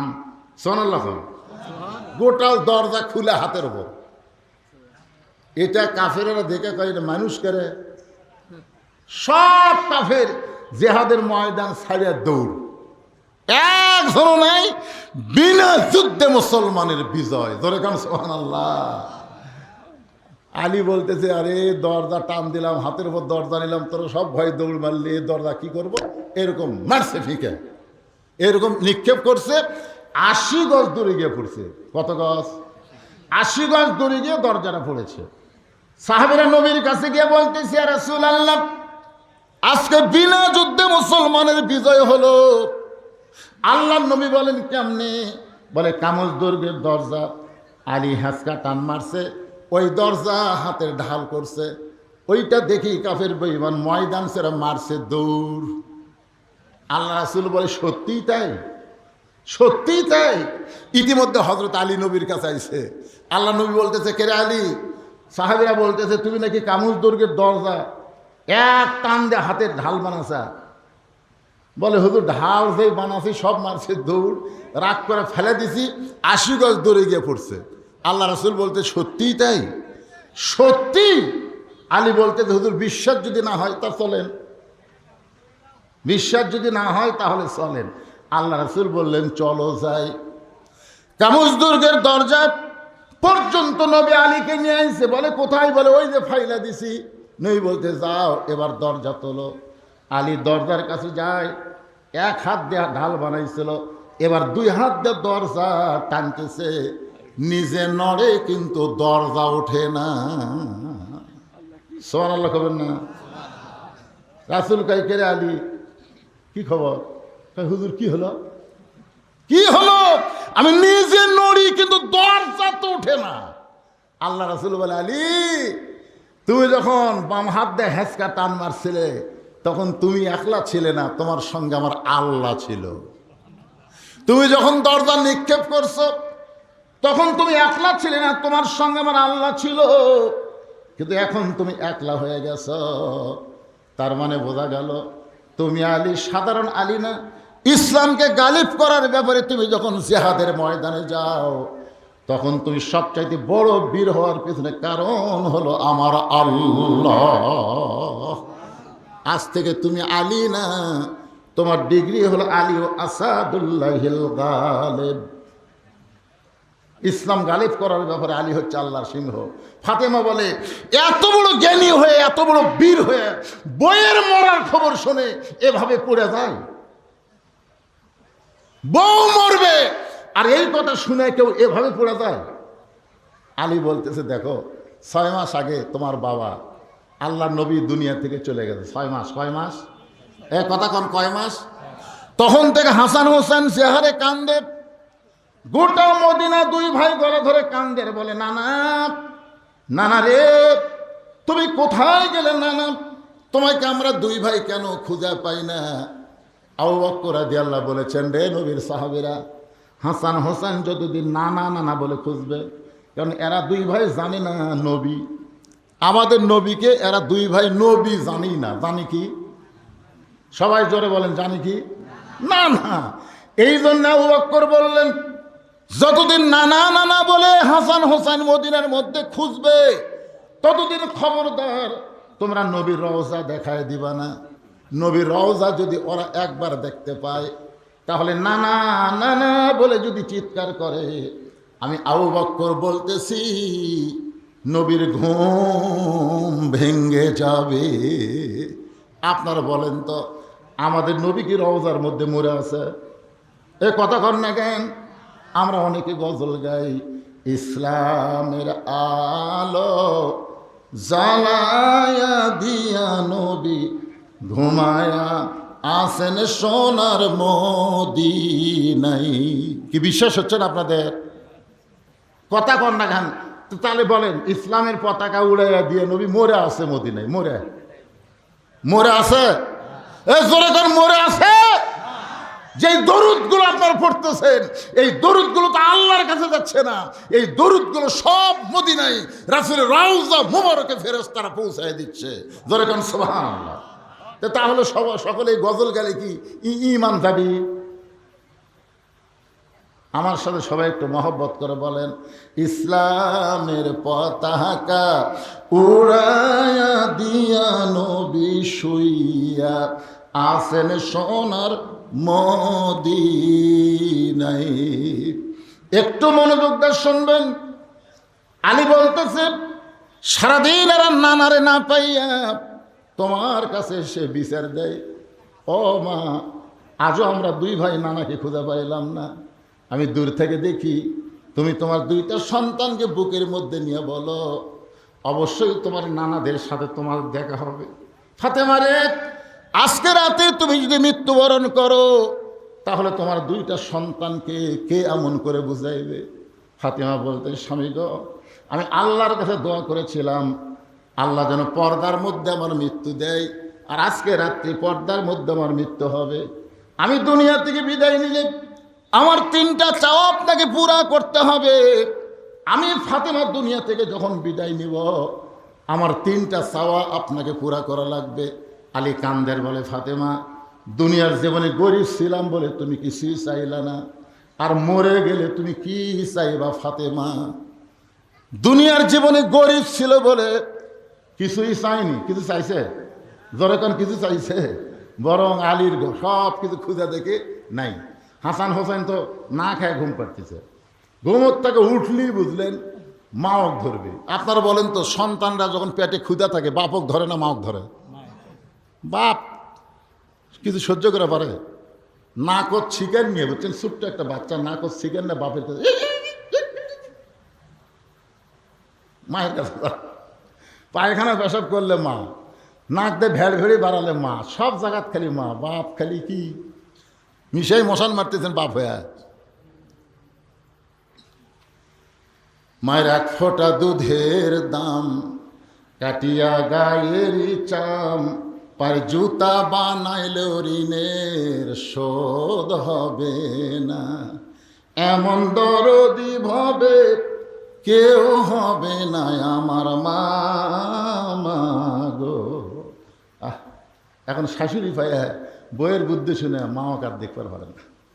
বইয়ের সামনে শাশুড়ি বলতে, আম্মা, আমি সুটি গাদা বাজারে যাচ্ছি, আপনি ডাব খাবেন না গ্লুকোজ খাবেন? ও আম্মা, মাখরাজ উচ্চারণ করতেছে আম্মা, ওর মুখ জুতের বাড়ি মারা দরকার। আম্মা, ডাব খাবেন না গ্লুকোজ খাবেন? বউ বলতেছে আমার মাও দুটাই খায়। তখন বলতেছে আজকে দুটাই আনবো। এই বলে ব্যাগ নিয়ে যাচ্ছে, যাওয়ার সময় দেখে মা দরজার দাঁড়িয়ে আছে। মায়ের দিকে একবার তাকায় না, মাথা নিচু করে যখন হাটত যাবার চায়, বাজারে যাবার চায়, মা বলতেছে আজ 2 দিন হলে তোর সোনার মুখটা আমি দেখি নাই, আমি দরজায় দাঁড়িয়ে আছি, আর তুই আমার দিকে না তাকায় মাথা নিচু করে বাজারে যাস। বাজারে যা, কিন্তু আমার জন্য 10 টাকার একটু পান সুপারি নিয়ে আসবি। ছেলে বলতেছে এই জন্যই তো তাকাই না, খালি খাই, এই জন্যই তো তাকাই না, খালি খাই। শাশুর জন্য ডাব আনবে, গ্লুকোজ আনবে, ওইখানে কোনো কথা নাই। আর মায়ের জন্য 10 টাকার পান সুপারি খাই। এরা বেটা না, এরা হলো পাটার জাত। জোরে কোন কথা ঠিক কি না? এরকম পাটা আছে না নাই? কথা কন না কেন? বইয়ের বুদ্ধি শুনে মারে দেখতে পারেন এই মা যে কি, যার মা নাই সেই বুঝতেছে। 18 সালে আমার বাবা মারা গেছে, আর 25 সালে 23 সালে আমার মা মারা গেছে, 23 সালে মা মারা গেছে। আমার মাদ্রাসার মসজিদের পাশে আমার বাপ মায়ের কবর, মসজিদের পাশে বাপ মার কবর। যখন ওয়াজ করতে আসি বাপ মার কবর একটা সালাম দিই। ওয়াজ শেষ করে যত রাতি যাই আমার বাপ মার কবরের দিকে তাকায়, আসমানের দিকে তাকায় বলি, এই দুনিয়াতে আমার দরদের আর কেউ নাই। বাজান, দাঁত থাকতে মানুষ দাঁতের মূল্য দেয় না, চোখ থাকতে মানুষ চোখের মূল্য দেয় না রে। যেদিন বাপ মা মারা যায় সেই দিন বুঝবার পারে বাপ মার মতন আপন কেউ আর তোমার দুনিয়াতে নাই। সেই মায়ের কষ্ট দিও না, সেই বাবারে কষ্ট দিও না। আল্লাহ কোরআনে বলেছেন, ওয়াকাযা রাব্বুকা আল্লা তা'বুদু ইল্লা ইয়াহু ওয়া বিল ওয়ালিদাইনি ইহসানান। জোরে বলো আল্লাহু আকবার। আলী বলতেছেন, ফাতেমা দুনিয়াতে গরিব ছিলাম বলে তুমি কিছুই চাইলা না, আসলেই চাইনি। হাসান হোসেন না খেয়ে ঘুমাইছে, এখন উঠাই খাবার চাবে, সব কিছু খুঁজে দেখে কিছু নেই। আলীর সামনে সে মুচকে হাসিতে বলতেছে কিছুই নাই, মুচকে হাসিতে বলতেছে কিছুই নাই, আর হামাকের গুলো মুচকে হাসি দিবি। আলী বলতেছে আসলেই নাই, কি করি? ফাতেমা বলতেছে আমার জন্যও চিন্তা নাই, আপনার জন্য চিন্তা নাই, কিন্তু এই দুটা এই ঘুম পাড়তিতে ঘুমোর থেকে উঠে খাবার জন্য বায়না ধরবি, তা আপনি তাড়াতাড়ি একটা কাজ করেন। বলে কি কাজ? বলে আমার এই ওড়নাটা আপনি দিলাম, এই ওড়নাটা বেঁচে যা হয় তাড়াতাড়ি, খুব দেরি করবেন না, তাড়াতাড়ি নিয়ে আসেন। হযরত আলী ফাতেমার ওড়নাখানা নিয়ে পকেটের মধ্যে ঢুকেছে, বাজারের মধ্যে যে চিন্তা করতেছে, পুরুষ মানুষ তো চিন্তা করতেছে, আবার জ্ঞানী মানুষ, যে ওড়না বাড়ি করে যদি বেচতে চাই, আর খরিদ্দার যদি জিজ্ঞাসা করে কে রে আলী ভাই, এ ওড়না কার রে? যদি আমি বলি আমার বইয়ের, তাহলেই বলবে। পুরুষ মানুষ যখন দুর্বল হয় তখন বইয়ের জিনিস বেচা খায়। আলী যখন এই চিন্তা করতেছে কেমনে বের করে বিক্রি করব, এমন সময় এক খরিদ্দার এসে সালাম দেয়, বলে আলী ভাই আমার মনে হয় আপনি কিছু বিক্রি করবেন। আলী চুপ করছে, এটা আমি বিক্রি করব এটা জানে কে? হযরতে তাকায় দেখে ওই খরিদ্দার একটা ব্যাগ মুখটা ফাঁক করে ধরেছে। হযরত আলী ওন্নাটা পকেট থেকে বের করে যখন ব্যাগের মধ্যে দেয়, খরিদ্দার একটা বার ওন্নার দিকে তাকায় নাই, ব্যাগের মাথার এইভাবে মুষ্টি দিয়ে ধরে আলীর হাতে 6টা দিরহাম দিয়ে চলে যায়। হযরত আলী 6টা দিরহাম নিয়ে এক দৌড়ে দোকানে, দোকানদারকে বলতেছে ভাই দেরি করা যাবে না, 6টা দিরহামের যে খাবার হয় তাড়াতাড়ি আমারে দাও, আমার হাসান হোসেন না খায় ঘুম পাড়তেছে, চেতন পাইলি ওরা খাবার বায়না ধরবে। দোকানদার 6টা দিরহামের এক টোপলা খাবার যেই মাত্র হযরত আলীর হাতে দিবার চায়, এমন সময় এক ফকির এসে সালাম দেয়, বলে আলী ভাই আজকে 3 দিন হলে আমার বাড়িতে কোনো খাবার নেই, যদি পারেন তো আল্লাহর রাস্তায় একটু সাহায্য করেন। আলী চিন্তায় পড়ে গেল, কারণ আল্লাহ কোরআনে বলেছেন আম্মা সাইলা ফালা তানহার, সাইলকারীকে খালি খালি ফিরাস না। হযরত একটা দিরহাম যখন সাইলকারীকে দিবেন আর 5টা দিরহাম নিয়ে খাবার নেবেন, এমন সময় আল্লাহর কোরআন বলতেছে ওমা তুনফিকু মিন শাইইন ফি সাবিলিল্লাহি ওয়াফা ইলাইকুম ওয়া আনতুম লা তুজলামুন। আলী রে, ফকিরকে যদি 1টা টাকা দিস আল্লাহ তোকে 10টা টাকা ফেরত দিবে, ফকিরকে যদি 2টা টাকা দিস আল্লাহ তোকে 20টা টাকা দিবে, আর 6টা দিরহাম যদি ফকিরকে দিয়ে দাও আলী, আল্লাহ তোমাকে বিনিময়ে 10 গুণ বেশি দিবে। আপনার বলেন তো হযরত আলীর কাছে হাসান হোসেনের দাম বেশি না কোরআনের দাম বেশি? আল্লাহর কোরআনকে দাম বেশি বিশ্বাস করে ফকিরকে 6টা দিরহাম যেই মাত্র দিছে, ফকির হাসতে হাসতে চলে গেছে, হাসতেছে ফকির। আলী কইলে কি ফকির রে? ফকির হাসতে হাসতে যখন চলে যায়, দোকানদার বলে আলী ভাই টোপলার খবর কি? যে টোপলা করলাম, এই টোপলা কি করবেন? আলী বলতেছে 1 টোপলা দেওয়া হবে না, তুই 2 বস্তা খাবার প্যাকেট কর। দোকানদারকে 2 বস্তা খাবার প্যাকেট করার কথা বলে। হযরত আলী বাজারের মধ্যে ঘুরতেছে, ওই রাস্তা দিয়ে উটওয়ালা এসে বলতেছে আলী ভাই ওয়াজাতা বাজারে ঘোরা জায়েজ নাই, এই উটটা কিনবেন নাকি? আলী বলতেছে 1টাও টাকা পকেটে নেই। উটওয়ালা বলতেছে 100 দিরহাম বিনিময়ে উটটা কিনেন, বিক্রি করে টাকা দিবেন, এটাও কি পারবেন না? আলী বলতেছে আমার জীবনে এত বড় সুযোগ আমি কোনোদিন পাই নাই, 100 দিরহামে বাকিটা উটটা কিনে যেই মাত্র উটের বাজারে গেছে, খরিদ্দার এসে বলতেছে আলী ভাই আপনি শিক্ষামন্ত্রী হইয়া এই ব্যবসা আবার কবে শুরু করলেন? আপনি তো সাধারণ কোনো মানুষ না, আপনি হলেন কি মন্ত্রী? এ কথা কন না কেন, কি মন্ত্রী? আলী বলতেছে ভাইজান দাম কি হবে বলতে পারেন? খরিদ্দার বলতেছে কানে কানে। আলীর কানে কানে বলতেছে 160 দিরহাম দিয়া দিলাম। হযরত আলী 160 দিরহামে উটটা বিক্রি করে উটওয়ালাকে 100 দিরহাম দিয়ে বাকি 60টা দিরহাম দোকানে গিয়ে বলতেছে ভাই 2 বস্তা প্যাকেট দাম কত? বলে 60টা দিরহাম দিলেই চলবে। সঙ্গে সঙ্গে হয় তাহলে 60টা দিরহাম দিয়া 2 বস্তা 2 কান্দে নিয়ে বাড়ির দিকে রওনা দিয়েছে। এতক্ষণ ফাতেমার দরজা খুলেছিল, কিন্তু আলীর কান্দে দুইটা বস্তা দেখার সঙ্গে সঙ্গে দরজা বন্ধ করে দিল। আলীর কান্দে দুইটা বস্তা দেখি দরজা বন্ধ করে দিল। হযরত আলী দরজা এসে সালাম দিলেন, আসসালামু আলাইকুম ইয়া আহলাল বাইত। ফাতেমা বলতেছে, ওয়ালাইকুম আসসালাম। দরজা খোলা যাবে না, দরজা খোলা যাবে না। আলী বলতেছে, আমার অপরাধ কি? ফাতেমা বলে, অন্য বিক্রি করার টাকা দিয়া বড় জোর এক টোপলা খাবার হবে, আপনি 2 বস্তা খাবার কোথায় পাইলেন? যতক্ষণ না বলবেন আমার হাসান হোসেন না খাইয়ে মরে গেল, আমি দরজা খুলতে পারবো না। সুবহানাল্লাহ কন না কেন? বউগুলো যদি এমন ভালো হয়, বাংলাদেশে কোনো দুর্নীতি হবে? কথা কন না কেন? হবে? আমাদের নেতাগুলো এত টাকা মারতেছে, এত দুর্নীতি করতেছে এই শালা বইয়ের জন্য।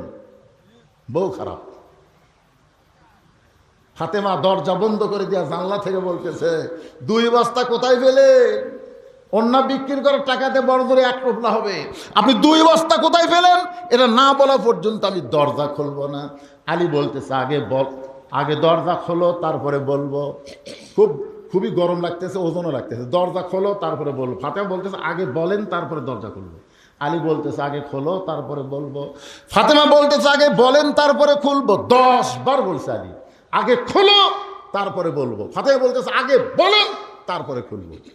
ইতিমধ্যে আল্লাহর কোরআন এসে বলতেছে, আর রিজালু কাওয়ামুনা আলান নিসা, পুরুষ থাকবে উপরে, নারী থাকবে নিচে। খবরদার, ফাতেমা দরজা না খোলা পর্যন্ত তুমি বলবা না।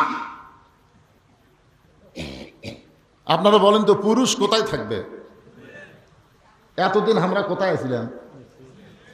আল্লাহ আমাকে বাঁচাতে ভাই। কি হ্যাঁ, মায়েরা মন খারাপ করেন না, মা, এটা আমার কথা না। হযরত আলী ফাতেমা যখন দরজা খোলে নাই, রাগ করে 2 বস্তা কান্দে নিয়ে নবীর দরবারে, যেই মাত্র নবীর দরবারে গেছে, নবী আমার বসেছিলেন, নবী উঠে এসে আলীর কপালে একটা চুমা দিয়া আলীর কাঁধ থেকে 2 বস্তা নামায় নিলেন। সুবহানাল্লাহ বলেন। এই মাইকের সাউন্ড হঠাৎ এরকম হলো, দেন মাইকালা কোথায়? হযরত আলীর কপালে চুমা দিয়ে 2 বস্তা নামাইলে মাইকের সাউন্ড কমে দেওয়া। ভাই, এই মাইকালা চ্যান করতেছে। কপালে চুমা দিয়ে নবী আমার 2 বস্তা নামাই নিলেন। আলীর মুখটা ভার। রাসূল বলে, আলী রে, তোমার কপালে চুমা দিলাম, তোমার কাঁধ থেকে 2 বস্তা নামাই নিলাম, এরপরেও তোমার মনটা ভার কেন? আলী বলতে যে, হুজুর আপনি ভালো, কিন্তু আপনার মেয়ে। সঙ্গে সঙ্গে রাসূল লোক তুলে, খবরদার, খবরদার, আমি ভালো, আমার মেয়ে কি? বলে, হুজুর আপনার মেয়ের বিরুদ্ধে তো কিছু শুনবারই চান না। আল্লাহ রাসূল বললেন, আলী, ফাতেমা যদি দরজা খুলে দিত, সত্যি করে বলো তো, তুমি কি আমার কাছে আসতে? আলী বলতে, হুজুর না, দরজা যদি খুলে দেয় তাহলে আপনার কাছে কেন আসবো? আল্লাহ রাসূল, আলী, ফাতেমা দরজা খোলে নাই ইচ্ছা করে, কারণ তোমার কাছে, তোমাকে আমার কাছে পাঠাতে চায়। সুবহানাল্লাহ কন না কেন? ফাতেমা ইচ্ছা করি দরজা খোলে নাই, কারণ তোমাকে আমার কাছে পাঠাতে চাই। আলী বললেন, হুজুর আপনার মেয়ে আমাকে আপনার কাছে কেন পাঠাতে চাই? আল্লাহর নবী বললেন, 4টা কারণে। জোরে বলেন, কয় কারণ? আঙ্গুলের দিকে তাকান, কয় কারণ? 1 নম্বর কারণ হলো, কোন খরিদ্দার তোমার কাছ থেকে ওন্না কিনেছে তুমি কি জানো? আলী বলতেছে, হুজুর আমি তো জানি না। রাসূল বলে, কোন ফকির তোমার কাছে ভিক্ষা নিছে তুমি কি তাকে চিনো? আলী বলতেছে, হুজুর আমি তো চিনি না। আল্লাহর নবী বলেন, কে তোমার কাছে উট বিক্রি করলো 100 দিরহাম বাকি দিয়ে, তুমি কি তাকে জানো? আলী বলতেছে, হুজুর আমি তো জানি না। রাসূল বলে, আলী রে, কে খরিদ্দার হয়ে তোমার কাছ থেকে উট কিনলো তুমি কি তাকে চিনো? আলী বলতেছে, হুজুর আমি চিনি না। রাসূল বলে, আমি সব জানি, আর এইটা জানানোর জন্যই ফাতেমা তোমাকে আমার কাছে পাঠাইয়া দিছে। লিল্লাহে তাকবীর। আলী, তুমি কি জানবার চাও? বলে, 100 বার জানবার চাই, 1000 বার জানবার চাই। রাসূল বললেন, তাহলে বস বস। আলী 100 বার 1000 বার জানবার চাই। আপনারা যারা বসে আছেন, আপনারা জানবার চান না? চান? কারা কারা চান আল্লাহকে একটু হাত দেখান তো দেখি। এই কে কে হাত তোলেনি রে? হাত নামান। হ্যাঁ, বসে থাকেন। আলী বসে আছে, আপনারা বসে থাকেন। ফাতেমা বলতেছেন, স্বামী গো, আমি দুনিয়া থেকে মরে যাওয়ার পর আমার 3টা চাওয়া আপনাকে পুরা করতে হবে। 1 নম্বর চাওয়া হলো আমি পর্দানিশী নারী, পর্দার মধ্যেই আমাকে দাফন করা লাগবে। পর্দার মধ্যে দাফন করতে গেলে দিনের বেলা হবে না, রাতের বেলায় আমাকে কবর দেওয়া লাগবে। আমার 2 নম্বর চাওয়া হলো আপনি আমার জন্য জানাজার কোনো ব্যবস্থা করবেন না। জানাজা করবেন কিন্তু জানাজার ব্যবস্থা করবেন না। আপনারা বলেন তো জানাজার ব্যবস্থা মানে কি? এই একসাথে 3টা উঠলো কিংবা অকাম করবে এরা। হ্যাঁ, এইরকম ছেলেদের কোনো বিশ্বাস নেই। আর এরা তো ঘরুনি ব্যারাম হচ্ছে, কতবার উঠলো গেল আল্লাহ বলে। হাসতেছেন ভাই? এরা যেভাবে চলতেছে এইভাবে যদি চলতে দেন ভবিষ্যৎ বাংলাদেশ অন্ধকারে চলে যাবে। জোরে কোন কথা ঠিক কিনা? নষ্ট নষ্ট নষ্ট। খালি ফ্রি ফায়ার, পাবজি আর মোবাইল নিয়ে এরা শেষ। আমাদের বাংলাদেশের ভবিষ্যৎ অন্ধকার অন্ধকার। আপনি নিজের ছেলের দিকে তাকান না। সন্ধ্যার সময় মেয়েরা দেখতেছে হাঁস মুরগি কোথায়, ঘরাতে উঠলো কিনা। মরদ মানুষ দেখতেছে গরু ছাগল গোয়াল ঘরে উঠলো কিনা। কিন্তু একটা বাপও দেখে না আমার আইডিয়াগুলা কোথায় গেল, আমার বকনাগুলা কি করতেছে। আইডিয়া মানে কি ছেলে, বকনা মানে মেয়ে। আপনি দেখবেন না এত রাত, এখন রাত বাজতেছে 12টা। এই 12টার সময় আপনার আইডিয়া, আপনার বকনা কি করতেছে একটু খোঁজ নেওয়া দরকার। মাঝে মধ্যে মোবাইল চেক করবেন। মোবাইল দেখিস সারাদিন যে মোবাইলে ঘুরিস, তোর মোবাইল একটু চেক করে আপনি একটু চেক করাও শিখেন মোবাইলের মধ্যে কি কি মাল লুকা থোসা। যে পয়েন্টের কথা আসতেছে, লাভ দেখতে 3 জন উঠে গেল, ওকে নিয়ত কি? অবশ্যই মিস কল পাশে। কি মনে কষ্ট নিচ্ছেন? মিশে মায়ায় বন্দি থাইকা করলাম কত খেলা, পশ্চিমে তাকায়া দেখো তোমার ডুইবা গেছে বেলা। একজন আমাকে বলতে তো হুজুর আজকে 1 ঘন্টার বেশি ওয়াজ করবি না, তখন পেশাব করে উজু করতেছি, 1 ঘন্টার বেশি ওয়াজ করবি না। আমি বলতেছি আজকে 2 ঘন্টা ওয়াজ হবি, সমস্যা আছে? যাই যাই চলে যাক, অসুবিধা কি? আমি যে আবার আগামী এখানে আসতে পারবো তার কোনো গ্যারান্টি নেই ভাই। একটু মনোযোগ দিয়ে শোনেন। আমার 2 নম্বর চাওয়া হলো আমার জানাজা করবেন, কিন্তু জানাজার ব্যবস্থা করবেন না। জানাজার ব্যবস্থা হলো মাইকিং করা। মাইকিং করা, মেয়ে মানুষ মারা গেলে মাইকিং করা হয়, কথা কয় না। আপনারা কোনোদিন শুনেছেন মেয়ে মানুষের লাশ সামনে থেকে কেউ বলছে এই মেয়েটা কেমন ছিল? এটা কেউ বলছে? কেন বলেনি? কারণ যারা জানাজা করতে যায় তারা পুরুষ মানুষ, আর পুরুষ মানুষ কেমনে জানবে এই মেয়েটা কেমন ছিল? কারণ মেয়েরা হলো ঘরের জাত, ঘরের জাতকে তো পরের মানুষ দেখতে পারবে না। কিন্তু যে সমস্ত মেয়ে মানুষেরা মেম্বর দাঁড়ায়, আমার এলাকার এক মেয়ে মানুষ মেম্বর দাঁড়া হলো ভাই, সবার হাত ধরে বুকুর ঠেকায়, হাত নিয়ে বুকুর ঠেকায় ওয়াদা দেন ভোট আমাকে দিবেন। আর মরদ মানুষ বিরক্ত হয়ে কী করবি, আচ্ছা ঠিক আছে তোমাকে দিব। একদিন থেকে রাস্তাতে ওই মেয়ে আরো 2-3টা মেয়ে নিয়ে আসতেছে আমাকে ধরার জন্য। আমি দেখেই তো বুঝলেন যে বাবা হুজুরক যদি ধরে আর কেউ যদি ভিডিও করে যদি ছাড়িয়ে দেয় তা আমারও আসে। মেয়ে মানুষ দেখে আমি ভয়ে চলে যাচ্ছি, হুজুর হুজুর হুজুর দোয়া।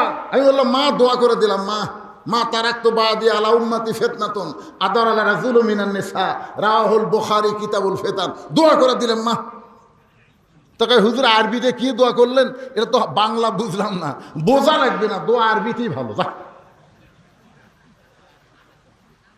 এক মেয়ে খুবই চালাক, না হুজুর বাংলাতে কম।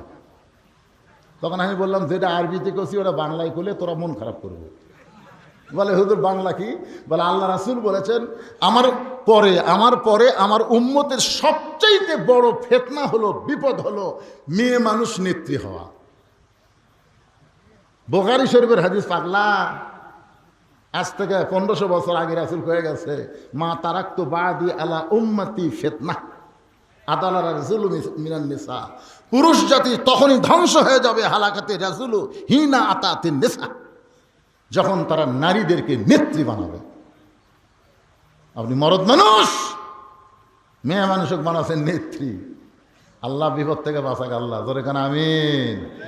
আপাতত আর আমরা দেখতে পারতেছি না। একটু মনোযোগ দিয়ে শোনেন। ফাতেমা বলতেছেন আমার 3 নম্বর চা হলো, 3 নম্বর চা হলো আমার লাশটা খাটনিতে তুলবেন না, কারণ খাটনি কান্দে নেওয়ার 4 জন পুরুষ। আমি ফাতেমা হিসাব করে দেখলাম এখন আমার খাটনি কান্দে নেওয়ার 4 জন পুরুষ দুনিয়াতে নাই। আমার বাবা যদি দুনিয়াতে থাকতো, মরা মেয়ে লাশের খাটনি বাবা কান্দে নিবার পারত। আমার হাসান হোসেন যদি বড় হইতো তো মায়ের লাশের খাটনি কান্দে নিবার পারত। আমার কোনো ভাই নাই যে বোনের লাশ কান্দে নিবে। আমার বাবাকে আল্লাহ 4টা ছেলে দিয়েছিল, 4টা ছেলেই অল্প বয়সে দুনিয়া থেকে চলে গেছে।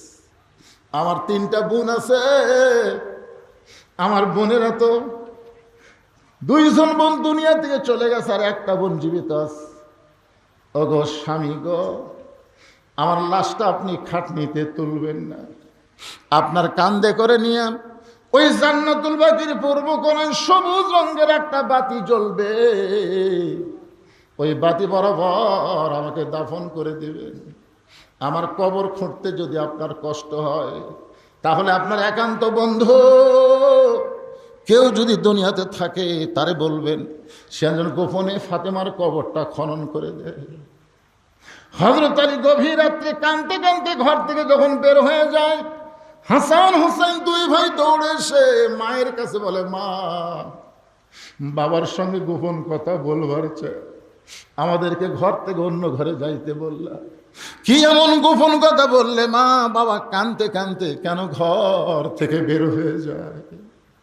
ফাতেমা 2টা সন্তানকে বুকের মধ্যে নিয়ে বলে, বাজান তোরা ছোট্ট মানুষ, তোরা বুঝবি না, আয় আয় তোদেরকে আমি ঘুমাইয়ে দিই। হযরত আলী আবু যর গিফারের জানলার কাছে ছোট বাচ্চার মতো রাসাতুল্লাহিল গালিব ফোফায় ফোফায় কাঁদতেছে। আবু যর গিফারের দরজা খুলে বলে, আলী ভাই, জীবনে বহু যুদ্ধ তোমার সঙ্গে করেছি, কোন যুদ্ধে তোমাকে পরাজিত হয়ে আমি কাঁদতে দেখি নাই। আজকে তোমার জীবনে এমন কি যুদ্ধ শুরু হলো, তুমি আমার জানলার কাছে এমন করে কাঁদতেছো? আলী বলতেছে, আবু যর, জান্নাতুল বাকির পূর্ব কোণায় বাতি জ্বলতেছে, ওই বাতি বরাবর একটা কবর কর। আবু যর গিফারি বলে, এখনো দুনিয়ার কেউ মৃত্যুবরণ করে নাই, আর মানুষ না মরলে কবর কেন খুঁড়তে হবে? আলী বলতেছে, আমার ফাতেমা পরদানিশি গভীর রাত্রে মৃত্যুবরণ করবে, এ রাতের বেলায় তাকে দাফন করা লাগবে। আবু যর গিফারি কোদাল নিয়ে জান্নাতুল বাকির পূর্ব কোণায় গিয়ে দেখে সবুজ রঙের একটা বাতি জ্বলতেছে, যেই বাতির কোনো তার নাই, যেই বাতির কোনো সুইচ নাই, বিনা তারে বিনা সুইচে আমার আল্লাহ অটোমেটিক জ্বলায়া দিছে। সুবহানাল্লাহ, জোরে কন। আপনি যেই কবরে যাবেন, যেই কবরে কোনো বাতি নাই, বিছানা নাই, মনে করবেন আপনার কবর কবর না, আপনার কবরকে ইমানের নূরের বাতি দিয়া, আমলের বিছনা বালিশ দিয়া আপনার কবরকে আল্লাহ জান্নাত বানায়া দিবে। কিন্তু যেদিন ডাক পড়িবে কবর মাঝে যাইতে, জোগাড় কিছু করছো বন্ধু তার মাঝে বিছাইতে।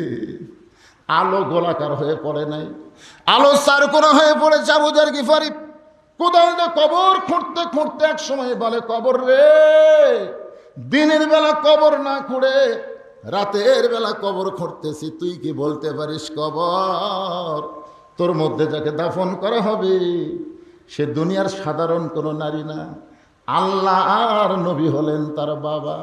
নবীর মেয়ে ফাতেমাকে দাফন করা হবে, খবরদার বেয়াদবি করবি না। কোদাল দিয়ে কবর খুঁড়তে খুঁড়তে বলে, আবু যর, কবর রে, তোর মধ্যে এমন একজন মাকে রাখা হবে যার দুইটা সন্তানকে সাইদুস শাবাবি আহলিল জান্নাহ হাসান ও হুসাইন। আল্লাহ তাআলা জান্নাতি যুবকদের সর্দার বানাইছে। কোদালটা কবর খুঁড়তে খুঁড়তে আবু যর বলে, কবর সাবধান হয়ে যা, বেয়াদবি করবি না।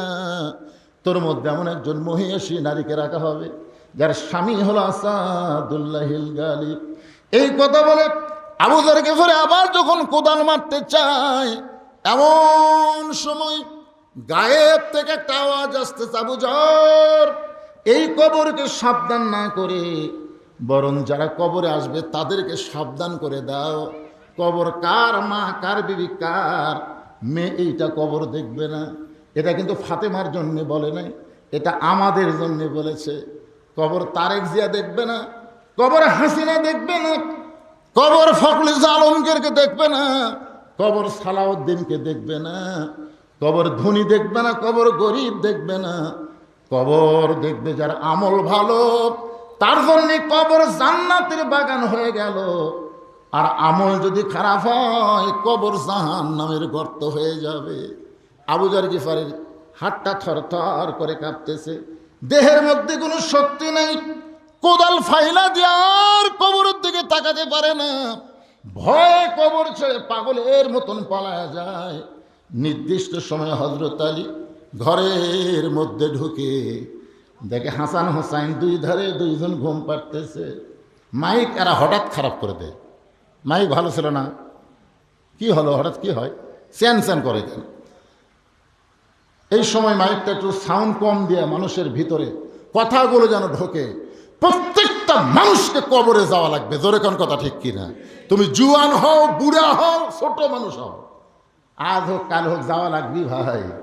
এক পলকের নাই ভরসা, মিশে সকল আশা,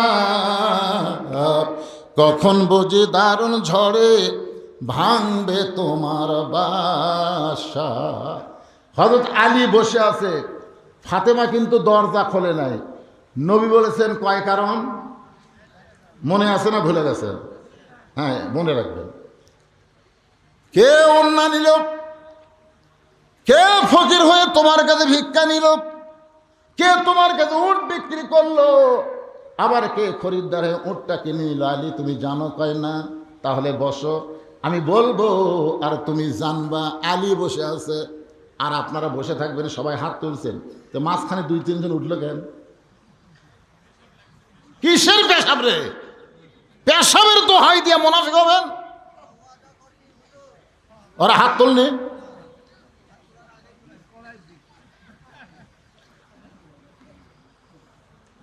কি কথাগুলো ভালো লাগতেছে না? কবরে যাবেন না? যাবেন না? হ্যাঁ, যাওয়া লাগবেই তো। এখন কবরত কি নিয়ে যাবেন? আমার বাপ হাজি, আমি হলাম 1 নম্বর পাজি। বাপ যদি হাজি হয়, বেটা যদি পাজি হয়, ওই বাপের কথাকে কবরত মাপ পাওয়া যাবে না। মা যদি রাবিয়া হয় আর মেয়ে যদি অপু সরকার হয়, ওই মায়ের কথায় মেয়ে রক্ষা পাবে না। একটু মনোযোগ দিয়ে শোনেন। হযরত আলী ঘরের মধ্যে ঢুইকা দেখে ফাতেমা নিজে নিজেই গোসল করেছে। ফাতেমারে কেউ গোসল করায় দেয় নাই, নিজের গোসল নিজেই করেছে, নিজেই কাফনের কাপড় পরেছে। সরলকম ডান হাত কানা হাসানের বুকের উপরে দিয়া, বাম হাত কানা হোসানের বুকের উপরে দিয়া দুইটা সন্তানকে ঘুমায় দিছে। কারণ এরা দুই ভাই যদি চেতন থাকে তাহলে মাকে কবর দেওয়ার সময় এরা কান্নাকাটি শুরু করলে আশেপাশের লোকজন সব জানবার পারবে, জোরে কোন ঠিক কিনা? এই জন্য হাসান হোসেনকে ঘুমাইয়ে দিয়ে মাঝখানে ফাতেমা কাফনের কাপড় নিচে পড়েছে। হযরত আলী ফাতেমার নাকের কাছে কানটা নিয়ে গিয়ে দেখে ফাতেমার দুনিয়াতে না। কাফনের মধ্যে মুখটা ঢুকায় দিয়া, হাতটা কাফনের মধ্যে ঢুকায় দিয়া হয়তো আলী ফাতেমারে কান্দে নিয়া ওই জান্নাতুল বাকির দিকে রওনা দেয়। আবু যর কবর ছেড়ে দে, আবু যর কবর ছেড়ে দে। কিন্তু আমার আল্লাহ তাআলা আবু যরকে আগেই কবর থেকে খেদায় দিছে। হযরত আলী ফাতেমারে দোয়া জানাজা করে কবরস্থ করলো। রাতটা গভীর, গভীর রাত্রে হযরত আলী বলে, মাবুদ আমার ফাতেমা পর্দানিশী ছিল, পর্দার মধ্যে তাকে দাফন করে তোমার কাছে দিয়ে গেলাম, তুমি ফাতেমার পর্দাকে কবুল করে নিও।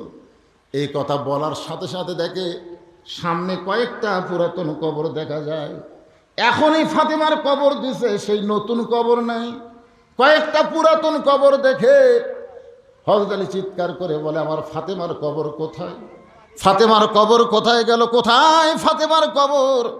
কে যেন বলতে চাইলি, ফাতেমা পর্দানিশী, আমি আল্লাহ জহুরা ডিগ্রি দিয়া ফাতেমার কবরটাকে চিরদিনের মতো পর্দা করে দিয়েছি।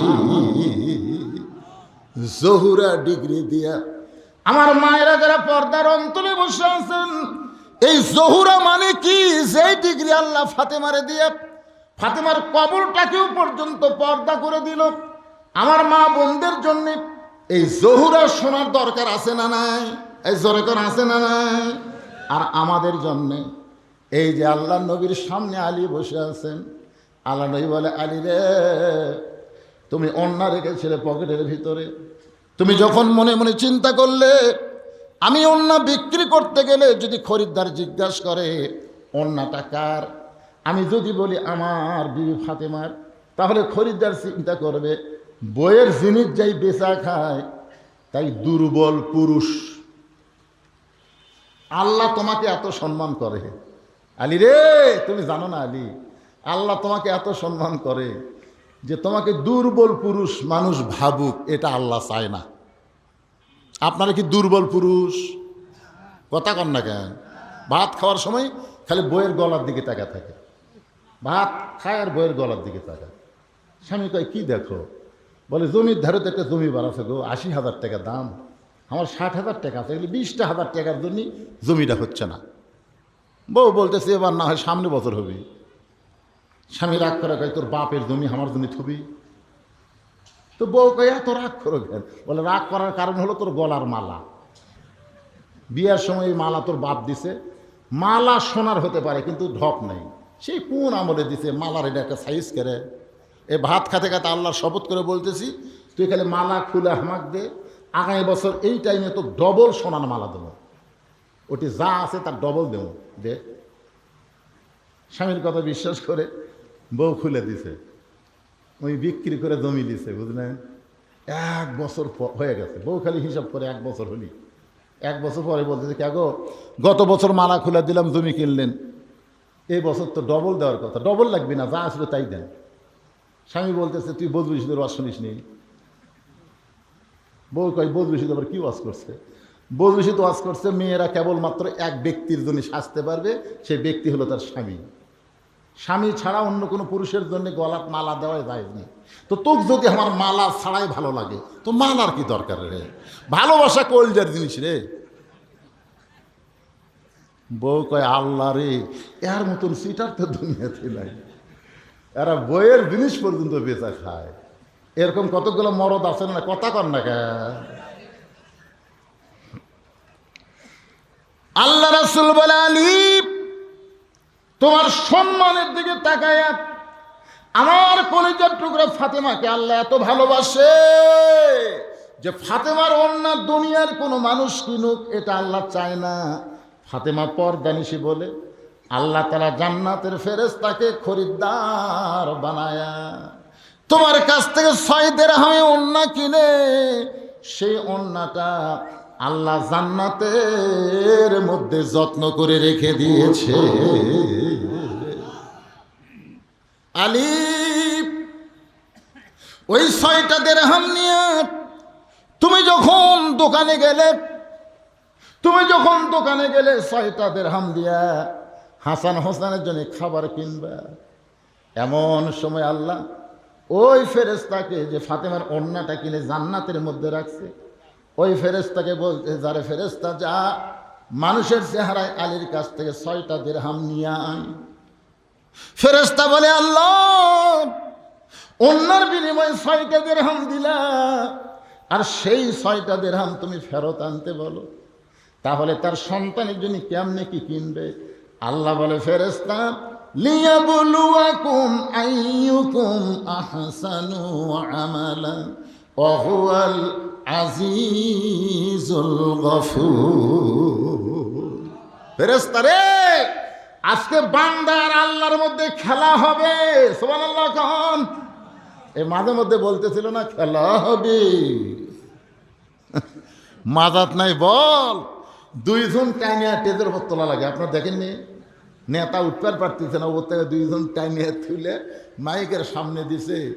ওই মাজা ভাঙ্গা নেতা বলতেছে খেলা হবে। রে পাগলা, খেলবার গেলে মাজাত বল থাকা লাগবে। ধরে কোন কথা ঠিক। খেলা হবে আল্লাহর বান্দার মধ্যে।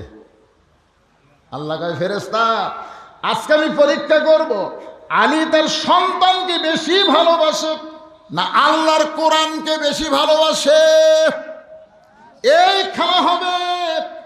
আজকে আপনারা যারা এখানে বসে আছেন, আপনারা আল্লাহর কোরআনকে বেশি ভালোবাসেন না নিজের সন্তানকে বেশি ভালোবাসেন? কারা কারা কোরআনকে বেশি ভালোবাসেন সন্তানের চাইতে? একটু আল্লাহ হাত দেখান তো দেখি। আল্লাহ আল্লাহ আল্লাহ আল্লাহ, এই হাতগুলা কবুল করো, ধরে কেন আমিন। একটু মনোযোগ দিয়ে শোনেন। হযরত আলী ফজরের নামাজ পড়তে আইছে মসজিদে নববীতে। যে আবু যার গিফারি হযরত আলীর বন্ধু, হযরত আলীর সঙ্গে নামাজ পড়ে। আর একজন আল্লাহর বান্দা কোরআন শরীফ বাবদ 500 টাকা দান করছে, কিন্তু ফজরে দেখে আবু যার গিফারি নাই। জোহরের সময় দেখতেছে আবু যার গিফারি নাই। আসরের সময় দেখতেছে আবু যার গিফারি নাই। মাগরিবের সময় হযরত আলী গোটা মসজিদ খোঁজে, আবু যার গিফারি মসজিদে নাই। এশার সময় খুঁজে দেখে আবু যার গিফারি নাই। 2 দিন খোঁজে, 3 দিন খোঁজে, 1 সপ্তাহ পর্যন্ত আবু যার গিফারি মসজিদে নাই। 1 মাস খোঁজে, আবু যার গিফারি নাই। প্রত্যেকটা সাহাবী বলা বলি শুরু করলো, নবীর জলিল কদর সাহাবী আলীর বন্ধু আবু যার গিফারি তাহলে কোথায় গেল? সবাই হযরত আলীকে বলে, আলী ভাই, তোমার বন্ধু আবু যার গিফারি 1টা মাস হলো মদিনাত নাই, তুমি কি খবর জানো? আলীর চোখ দেখালি দর দর করে পানি পড়ে। আমার ফাতেমার কবর খুঁড়তে গিয়া কোথায় হারিয়ে গেল, এ কথা জানে ঠিকই, কিন্তু বলবার পারতেছে না। 1 বছর হয়ে গেল আবু যার গিফারি মদিনায় নাই। 2 বছর 3 বছর হয়ে গেল আবু যার গিফারি আর মদিনায় নাই। সবাই বিশ্বাস করলো আবু যার গিফারি হয়তো দুনিয়া থেকে বিদায় হয়ে গেছে। কয়েক বছর পর আবু যার গিফারি আইছে মদিনায়। আবু যার গিফারি মদিনায় আইছে কিন্তু পাগল। চুলগুলো উস্কো খুস্কো, পোশাকগুলো কেমন যেন ময়লা। মদিনার বাচ্চারা পাগল পাগল বলে আবু যার গিফারিকে পাথর মারে, ছোট ছোট পাথর মারে। কখনো হাসে, কখনো আবু যার গিফারি কান্দে, কখনো দাঁড়ায়, আবার কখনো শুয়ে পড়ে। মদিনার বাচ্চারা আবু যারকে নিয়ে আনন্দ করতেছে। ওই রাস্তা দিয়ে হযরত আলী যায়। কে রে বাচ্চারা, কারে পাথর মারতেছ? কি জন্যে পাথর মারো? বলে, মুরব্বী, আমরা একটা পাগল পাইছি, পাথর মারলে হাসে, না মারলে কান্দে। আমরা পাথর মারলে পাগল হাসে, পাথর মারা বন্ধ করে দিলে পাগল কান্দে। এই জন্য আমরা হাসানোর জন্য পাথর মারতেছি। হযরত আলী দৌড়ে গিয়ে সামনে দাঁড়ায় দেখে এই পাগল আর কেউ না, এই পাগল হইল আবু যার। আলী বলতেছে, আবু যার, এত বছর তুই কোথায় ছিলি ভাই? আমার ফাতেমার কবর খুঁড়তে গিয়া তুই কোথায় পালাইলি? এত বছর কোথায় ছিলি? বল বল রে আবু যার, বল তুই কোথায় ছিলি? আবু যার গিফারি কোনো কিছুই বলে না। আলী তাকায় দেখে, চোখ দেখালি দর দর করে পানি পড়তেছে, লকটা এরকম করে নড়তেছে, কিন্তু কোনো কথাই আবু যার গিফারির জবান দিয়ে বের হয় না। আল্লাহ, তোমার একজন বান্দা 100 টাকা দান আর কোরআন শরীফ বাবদ 500 টাকা আল্লাহ কবুল করো, জোরে গান আমিন। যখন কোনো কথাই বলে না, চোখ দিয়ে পানি পড়ে, মুখটা থরথর করে নড়ে। হযরত আসাদুল্লাহিল গালিব এক টানে আবু যারকে বুকের মধ্যে নিয়ে বলে, বল তুই কোথায় ছিলি? বল কোথায় ছিলি? 3 বার একটা শব্দ করেছে, শুধু 3টা বার বলেছে, কবর কবর কবর। 3 বার কবর কবর বলে একজন জীবিত মানুষকে বুকে নিবেন, দেখবেন কোনো ওজন লাগবে না। কিন্তু 3 বার কবর কবর বলার পর আবু যর গিফারি পাথরের মতো হযরত আলীর বুকে ভারী হয়ে গেলেন। আস্তে করে নামায়া দেখে আবু যর গিফারি শুয়ে পড়ল। আলী নাকের কাছে কান লাগায়, বুকের মধ্যে মুখ লাগায়, ইন্না লিল্লাহ বলে চিৎকার করে আবু যর গিফারি আর দুনিয়াতে না।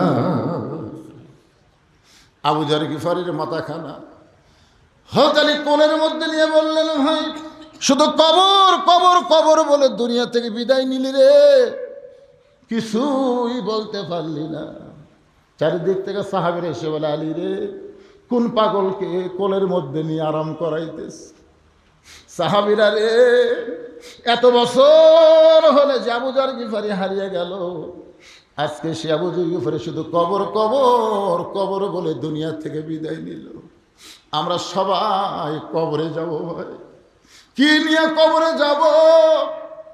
আল্লাহ বলেছেন, ওয়ালা তামুতুন্না ইল্লা ওয়া আনতুম মুসলিমুন, তোমরা মুসলমান না হয়ে মরো না। মুসলমান হয়ে যদি আমরা মরতে চাই, তাহলে 1 নম্বর যে আমলটা আমাদের করাই লাগবে, না করলে মুসলমান হয়ে মরা যাবে না। সে আমলটা হলো 5 ওয়াক্ত সালাত জামাতের সঙ্গে আদায় করা লাগবে। লা সালাত আলা ঈমানা, লা সালাত আলা দীনা, বাইনাল আবদুল কুফরি তরকুস সালাত। বান্দার কাফিরের মধ্যে পৃথক করার জিনিসটার নামই হলো নামাজ। যারা এখানে বসে আছেন, অনেকে হয়তো এশার নামাজ পড়েন নাই, ফজর পর্যন্ত বাঁচার তো কোনো গ্যারান্টি নাই ভাই। তাই আজকে এই মুহূর্তে আমরা ওয়াদা করব, আমরা মরবো ঠিকই, জীবনে একটা ওয়াক্ত নামাজ আর বাদ দিব না। ফজর থেকেই আমরা নামাজটা শুরু করে দিব। আল্লাহ বলে, বান্দারে এই নিয়ত করার সঙ্গে সঙ্গে তোরা যত নামাজ না পড়ার পাপ হয়েছে, আমি আল্লাহ রহমান রহিম সব মাফ করে দিলাম। আলী ওই ফেরেশতা ফকির হয়ে তোমার কাছে 6টা দিরহাম ভিক্ষা নিল। প্রথম তুমি একটা দিবার চাইছিলে, কিন্তু আল্লাহর কোরআনকে ভালোবেসে হাসান হোসেনের কথা মনে না রেখে তুমি 6টা দিরহাম যখন ফকিরকে দিয়ে দিলা, ফকির 6টা দিরহাম নিয়ে আল্লাহকে বলতেছে, আল্লাহ এই ধরেন 6টা দিরহাম। আল্লাহ বলে, তোর কাজ শেষ হয় নাই। ফেরেশতা বলে, আল্লাহ কি কাজ? বলে, একটা জান্নাত থেকে উট নিয়ে যা যা মানুষ আলী যে রাস্তায় ঘুরতেছে, নই বলে, আলী রে ওই ফেরেশতা উট নিয়ে তোমার কাছে এসে তোমাকে 100 টাকায় বাকি উটটা দিয়ে দিল। তুমি যখন বাজারে গেলে ওই ফেরেশতাকে আল্লাহ খরিদ্দার বানায়া 160 দিরহামে উটটা কিনে নিল।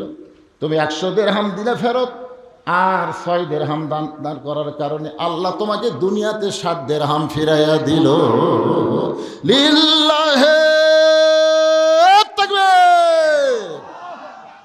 কি বুঝলেন? এই দুনিয়াতে যারা দেয় তারাই পায়, যারা দেয় না এরা কিছুই বোঝে না। যারা দান করে এরাই বোঝে, যারা করে না এরা জীবনেও বোঝে না।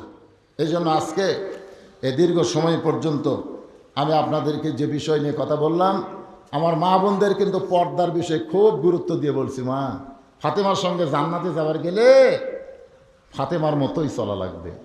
ঘরের মধ্যে থাকবেন, মাথার চুল যান বেচেন না, খবরদার বেচবেন না। মরে গেলে 5 কাপড় দেওয়া লাগে, মরদ মানুষের 3 কাপড়, মেয়েদের 5 কাপড়, আবার খাটনি পর্যন্ত চাদর দিয়ে ঢাকা লাগে। ধরে কোনো কথা ঠিক কিনা? তো মরে গেলে যদি এত পর্দা করা লাগে, মা জীবিত অবস্থায় কেমনে পর্দার মধ্যে থাকা লাগবে আপনারা অবশ্যই চিন্তা করবেন। আর আপনারা যারা বসে আছেন, আল্লাহর ভয় কলিজার মধ্যে নেবেন, 5 ওয়াক্ত নামাজ আদায় করুন, বেশি বেশি দান করবেন। আস্তাগফিরুল্লাহ পড়েন, আস্তাগফিরুল্লাহ রব্বি মিন কুল্লি জামবি ওয়া তুবু ইলাই লা হাওলা ওয়ালা কুওয়াতা। নিজে নামাজ পড়ে বউ নামাজ পড় না, ও বউ বাদ দেন, বইয়ের অভাব আছে নাকি? ছাওয়া লোক বাদ দিবার কমকে, বউ পড়ে না। আল্লাহ স্বামী ধরবে।